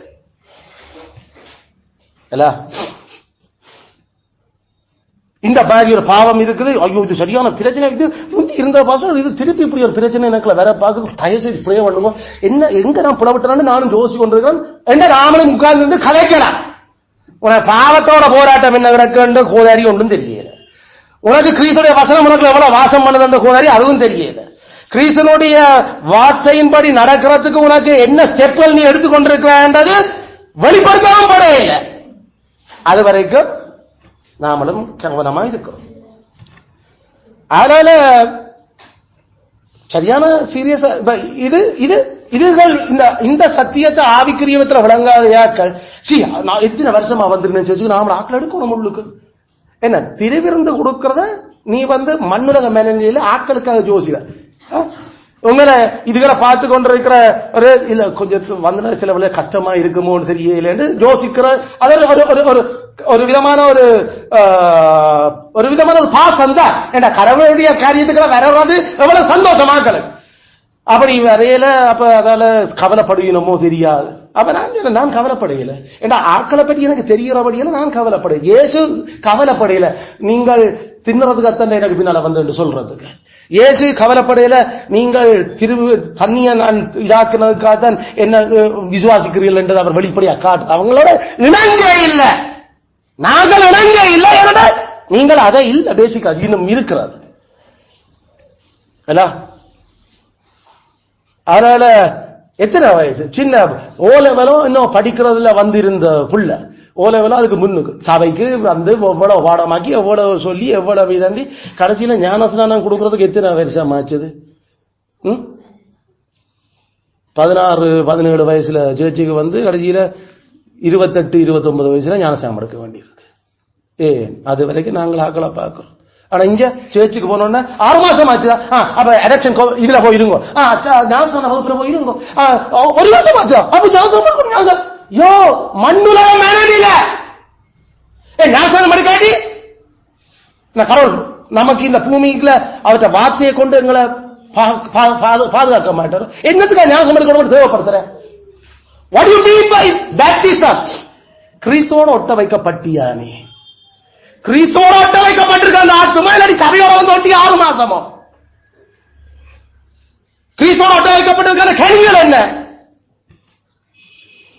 சபை ஐக்கியம், சபை மக்களோட ஒரு தொடர்ச்சியான தொடர்பாடு, கடிந்து கொள்ளப்படுவது கேட்டு சதமரம் அடங்குதல், சொல்லுவதை செய்து கொண்டு உச்சாம கொண்டு வந்து காட்டுதல், ஜபம் தேர்தல் இருக்கிற பிரச்சனைகளை வந்து சொல்லி அதை மோதினரை வந்து சொல்லுதல். நாம அப்படித்தான் கன சபையாக்கள் நம்மளோட பிரச்சனை ஞானஸ்நானத்தில், நம்மளோட பிரச்சனை திருவிருந்து. ஏன்னா நாங்கள் உடனே ஞானஸ்நானம் கொடுக்கல, நாங்கள் உடனே திருவிருந்து கொடுக்கல. உடனே சொன்னா எத்தனை வருஷம்? ஐயோ 10 வருஷம் ஆச்சுதோ. என்ன அர்த்தம்? 10 வருஷமா நான் இன்னும் கடவுளோட சரியில்லை என்றபடியே தான் போதனை நிப்பாட்டி வச்சு. அது என்ன சரியில்லை என்ன மாதிரி என்ற நீ சொல்ல வேண்டியதில்லை. அதுகள் தாங்கள் எடுத்த ஞானஸ்நானம் போல என்று யோசிக்கும். அப்ப நீ சொல்ல போற பதில்ல அதுகள் தாங்கள் எடுக்கிற திருவிருந்தே கடவுள் தாங்களை அடிக்கிறார் என்று விளங்குவானும் இல்ல. சரியான கவனமா இருக்கும். பரலோக வேதத்துல வெளிப்படுத்தப்பட்டிருக்கிற பரலோக சத்தியங்களை மண்ணுலக வழியில விளங்கிக் கொள்ளுங்க. மண்ணுலக வழியில விளங்கிக் கொள்ளும். பரலோகத்தை பற்றிய சத்தியம் பரலோகம் நமக்கு விசுவாச அறிக்கையில கடைசி 32, 31 வருது பரலோகம். பரலோகத்தை பற்றிய சத்தியத்தை வேதத்துல வெளிப்படுத்தப்பட்ட அந்த சத்தியத்தை மண்ணுலக மண்ணில் இருக்கிறாங்க எப்படி விளங்கிக் கொள்றீங்க? எப்படி விளங்குவோம் பரலோகம்? ஐயோ அங்க அழுகை இல்ல, ஐயோ அங்க துன்பம் இல்லை நமக்கு, ஐயோ அங்க நமக்கு ஒரு வேதனை இல்லை, ஐயோ நாங்க சந்தோஷமா இருக்கலாம். இதுக்கு பேர் என்ன? மண்ணுலக மனநிலை. மண்ணுலக மனநிலை. பரலோகம் என்றா கண்ணீர் இல்ல, துக்கம் இல்ல, பாடில்ல, பிரச்சனை இல்ல என்று யோசிச்சு கொண்டு சந்தோஷமா வாழலாம். ஆனா ஆவிக்குரிய வழியில யோசிக்கிறது என்ன? பரலோகத்தை. பரலோகம் என்றா என்ன? பாவத்தால வார கண்ணீர் இல்ல, பாவத்தால வார துக்கம் இல்ல, பாவத்தால வார அலறல் இல்ல, பாவத்தால வர்ற எந்த சாபமும் இல்லைங்களுக்கு. பாவமே இல்லாத ஒரு இடத்துல கிறிஸ்துவ முகமுகமா பார்த்து அவரோட வாழ்றது விளங்குதா? அப்போஸ்தலன் யோவான் பரலோகத்தை பற்றி எழுதின கண்ணீர் இல்ல, துக்கம் இல்ல, அருள் இல்லைன்றத நம்முடைய மண்ணுல மண்ணில் அப்ப இங்க இருக்கிற அழுகையும் துக்கமும் கண்ணீரும் அங்க இல்லைன்னு நினைச்சுக்கொண்டு அதை வியாக்கியானப்படுத்துறது. ஆனா ஏன் கண்ணீரும் துக்கம் எல்லாரும் இந்த பூமியில இருக்குது? பாவம் இருக்கிறதால. அவ பரலோகத்துல போனா என்ன இருக்கக்கூடாது? பாவம் இருக்கக்கூடாது. அப்ப நாங்கள் ஜெபிக்கல ஆண்டவரே உங்களுடைய வரி இந்த ராத்திரியிலும் இருக்குமே நான் எங்களை நினைச்சுக்கொள்ளும் பூர்ணமாக்கப்பட்ட பரிசுத்தவான்களோட பாவமே இல்லாத அந்த பூமியில நாங்கள் வாழ்றதுக்கு எங்களுக்கும் இதக்கம் செய்யும். இதான் சேவா என்ற எங்களோட ஒரே யோசனை பரலோகத்தை குறிச்சு. ஏன் இவ்வளவு இந்த பூமியில நாம கஷ்டப்படுறோம், துக்கப்படுறோம், ஏன் நாம இழப்புகளை சந்திக்கிறோம், ஏன் நாம முயற்சிகள்ல தோக்குறோம், ஏன் எங்களுக்கு சுவாதீனங்கள் வருது, ஏன் எல்லாத்தோட கடைசி நோக்கம் பிரச்சனை என்ன? பாவம். பாவம் இல்லாத அந்த பரிசுத்த பூமிக்கு போயிட்டா நாமளும் பாவம் செய்ய மாட்டோம், கடவுளும் எங்களோட கோபமா இருக்க மாட்டேன். அப்படிப்பட்ட அந்த நிலையில கடவுளே எங்களையும் கொண்டு விட்டுடும். ஐயோ அந்த நீதி வாசம் பண்ற முழு பரிசுத்தமான அந்த ரோட்டு நாங்கள் நடக்கிறதுக்கு இதுதான் எங்களுக்கு பரலோகத்தை பற்றிய யோசனை. ஆனா மண்ணில இருக்கிறாக்க ஐயோ அங்க போனா நமக்கு ஒரே குஷி தான், கொண்டாட்டம் தான், சரியான சந்தோஷம். நமக்கு இந்த மாதிரி ஒரு கரைச்சல் இல்லையோ, ஒரு இது இல்ல, கொஞ்சம் பொருள். அப்ப நீ இந்த பூமியிலே பரலோகவாசியா வாழல. என்ன இந்த பூமியில தான் அவர் சொன்னார், உங்களுக்கு நான் இந்த பூமியில சமாதானத்தையும் சந்தோஷத்தையும் நான் தாரேன். அப்ப நீ இந்த பூமியில கிறிஸ்துவோட சமாதானத்தையும் சந்தோஷத்தையும் அனுபவிக்கல. அப்ப நீ இந்த பூமியில கண்ணீர், கலக்கம், துக்கம், எதிர்பார்ப்பு உடைதல், இதுகள் நமக்கு நாம யோசிச்சதுகள் ஜபிச்சதுகளுக்கு பதில் தரப்படையில இதுகள் எல்லாம் அங்க இனிமேல் இல்ல. ரெண்டும் ஆக கடைசியில மண்ணுட வழியில பரலோகத்தை நீ பிளான் பண்ணி வச்சிருக்கிற. அப்படித்தான் சதுசேரம் பிளான் பண்ணி கொண்டு இருந்துச்சு. அவன் பரலோகத்திலையும் போய் கல்யாணம் பண்ணி எல்லாம் வாழலாம். டேய் டேய் என்னடா விசக்க வேத வாக்கியங்களை தப்பாட விளங்கி இருக்கிறீங்க. இன்னும் பரலோகத்துக்கு வந்து மண்ணுலகத்துல வாழ்ற மாதிரி வாழலாம் யோசிக்கிறீங்க. அங்க கொள்வன கொடுமை போடா என்ன முடிஞ்சு போச்சு. அங்க வந்து கல்யாணம் செய்து வாழ போற வாழ். அவ பரலோகப்படி என்ன யோசிந்தன? பரலோகமும் மண்ணுலக வழியில தான் இருக்கும் ஒரு யோசனை. ஆனா பரலோகம் எப்படி இருக்கும்? ஏசு சொன்னதுக்கு மிஞ்சி ஒரு மிஞ்சி யோசிக்க தேவையில்லை. பரலோகம் பாவமும் பாவத்தால வர சாபமும் இல்லாத ஒரு இடம், அவ்வளவுதான். அந்த ரெண்டும் துளைஞ்சு போனாலே காணும் நாமல் கிறிஸ்துவனுடைய சாயல்ல பூரணமாயிருப்போம். கிறிஸ்துடைய சாயல பூரணமா இருந்தா அவர் இருக்கிற வண்ணமாயே நாம் அவர் தரிசிப்போம். ஆமென். இப்ப எங்களை மறைச்சு கொண்டிருக்கிற போதாரி துன்பங்கள் எதால? இந்த பாவத்தால தானே. பாவம் அப்ப சாகுதோ எங்கள்ல இருந்து எங்களை விட்டு இந்த அந்த நிலத்திலே இருந்து அந்த நிலம் பரலோகம். பேசிக்கா அந்த நிலத்துல யார் இருக்கணும்? கிறிஸ்து இருக்கும். கிறிஸ்து இருந்தா தான் அங்க பாவம் அறுக்கப்படும். அங்க கிறிஸ்து இருந்தா தான் இருள் வெளிச்சமாகும். ஆகிய சொல்றோம் பூமியில எங்களுக்கு பரலோகம் என்று. கிறிஸ்து எங்களோட எங்களுக்குள்ள எங்களுக்கு மேல எங்களால அவர் இருந்து வாசம் பண்ணபடியால எங்களுக்கு வெளிச்சமும் எங்களுக்கு இன்பமும் எங்களுக்கு எவ்வளவு பிரச்சனையிலையும் நாங்கள் ஆறுதலும் சமாதானம் எவ்வளவு நாம கரைச்சல் பட்டு நாடோடிகள் போல எங்களுக்கு நிலவுலங்கள் இல்லாம நாம இருந்தாலும் எங்களுக்கான கட்டப்படாத நிலம் ஐயா அது இதெல்லாம் என்ன தாலப்பா எங்க பாவத்தால எங்களை இனத்துக்கு கடவுள் இப்படி தாக்குற ஆகல அங்க அந்த இனத்துல அந்த பரிசுத்த இனத்துல இந்த ஒரு பிரச்சனையுமே இல்லை.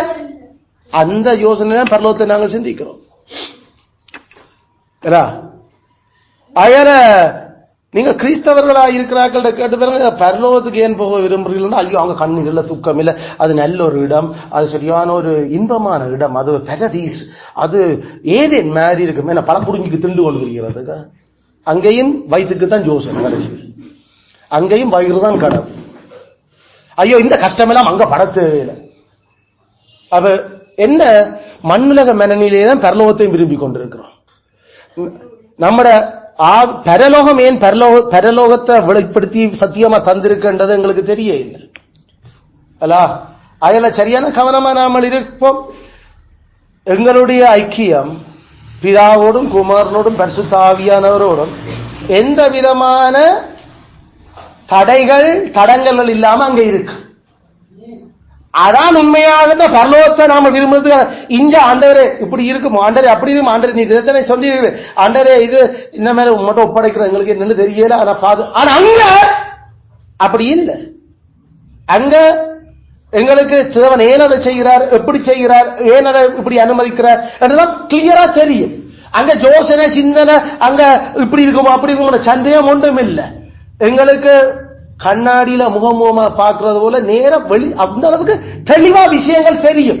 இங்க இப்படி இருக்குமோ அப்படி இருக்குமோ இப்படி இப்படி ஜெயிச்சு பாப்போம், மாண்டன் என்ன செய்யறாரோ தெரியல, ஆனா அவட்ட வாக்கு இருக்குதானே பாப்போம் நாம. ஆனா அங்க அப்படி இல்ல, தேவன் இப்படி என்ன இப்படித்தான். அதனால அந்த கம்யூனியன், அந்த ஐக்கியம், பிதா குமாரன் பரிசுத்த ஆவியோட தடங்கள் இல்லாத ஐக்கியம், கிளியர் கம்யூனிகேஷன். அங்க சொல்லுங்க சொல்லுங்க என்ன ஒரு சத்தமாக்குறாங்க இப்படித்தான். இங்க நம்ம பாவம் இங்க கிருக்கு ரெண்டும் இருந்து அந்த செவத்துக்கு போகிறதுக்கு அங்க முடியுது இல்ல. அவர் அங்க இருந்து முகத்தை திருப்பி கொண்டிருப்பார். என்ன ஆண்டவர் இந்த செவத்தை கேட்கலையோ, ஏன் இந்த உலக கோதாரி துன்பம்? பாவத்தால. எங்களுக்குள்ள வாசம் பண்ற பாவமும் எங்களை சுற்றி நெருங்கி நிற்கிற பாவமும் இல்லாத ஒரு இனம் வாழ்ற இடத்துக்கு பேர் பரலோகம். அங்க ராஜாவா திரிய கடவுள் இருப்பேன். அவற்ற பிரசன்னத்துல அவற்ற வலது பார்சத்துல நாங்கள் வாழுறோம். அதனால எங்களுக்கு பாவத்தால வர கண்ணீரும் இல்ல, பாவத்தால வர துக்கம் இல்ல, பாவத்தால வர அலறதும் இல்ல. பாவமே இல்லையா பிறகு வேற என்ன கண்ணீர் துக்கம் அங்க இருக்க போது? அதனால சாவும் இல்லை. என்ன பாவம் தோடிய சாவும். இதுதான் பரலோகத்தை பற்றிய சத்தியத்தை பற்றிய மனநிலை. விளங்குதோ? 1 2 3 4 சத்தியம் நான் உங்களுக்கு சொன்னேன். கடவுளை பற்றி, கிறிஸ்துவை பற்றி, பரலோகத்தை பற்றி, அடுத்தது திருவிருந்து திருமுழுக்க பற்றி. இந்த 4 சத்தியத்திலேயே வேதத்தில் வெளிப்படுத்தப்பட்டுள்ள இந்த 4 சத்தியங்கள்லேயே மண்ணுலக வழியில் எப்படி அதில் சிந்திக்கிறதையும் காட்டியிருந்தனர். தயவு செய்து நாம கவனமாயிருப்போம். எங்களுடைய சிந்தனை பரலோக சிந்தனையாக தொடர்ச்சியாக உருமாற்றப்படவும் வாழவும் புரிஞ்சு கொள்ளப்படவும் இப்படி எல்லா வெளிப்படுத்தப்பட்ட சத்தியங்களை நாங்கள் விளங்கிக் கொள்ள பரலோக சத்தியங்களை கர்த்தராமே எங்களுக்கு கிருபையா இருக்கிறார். ஆமென் ஆமென்.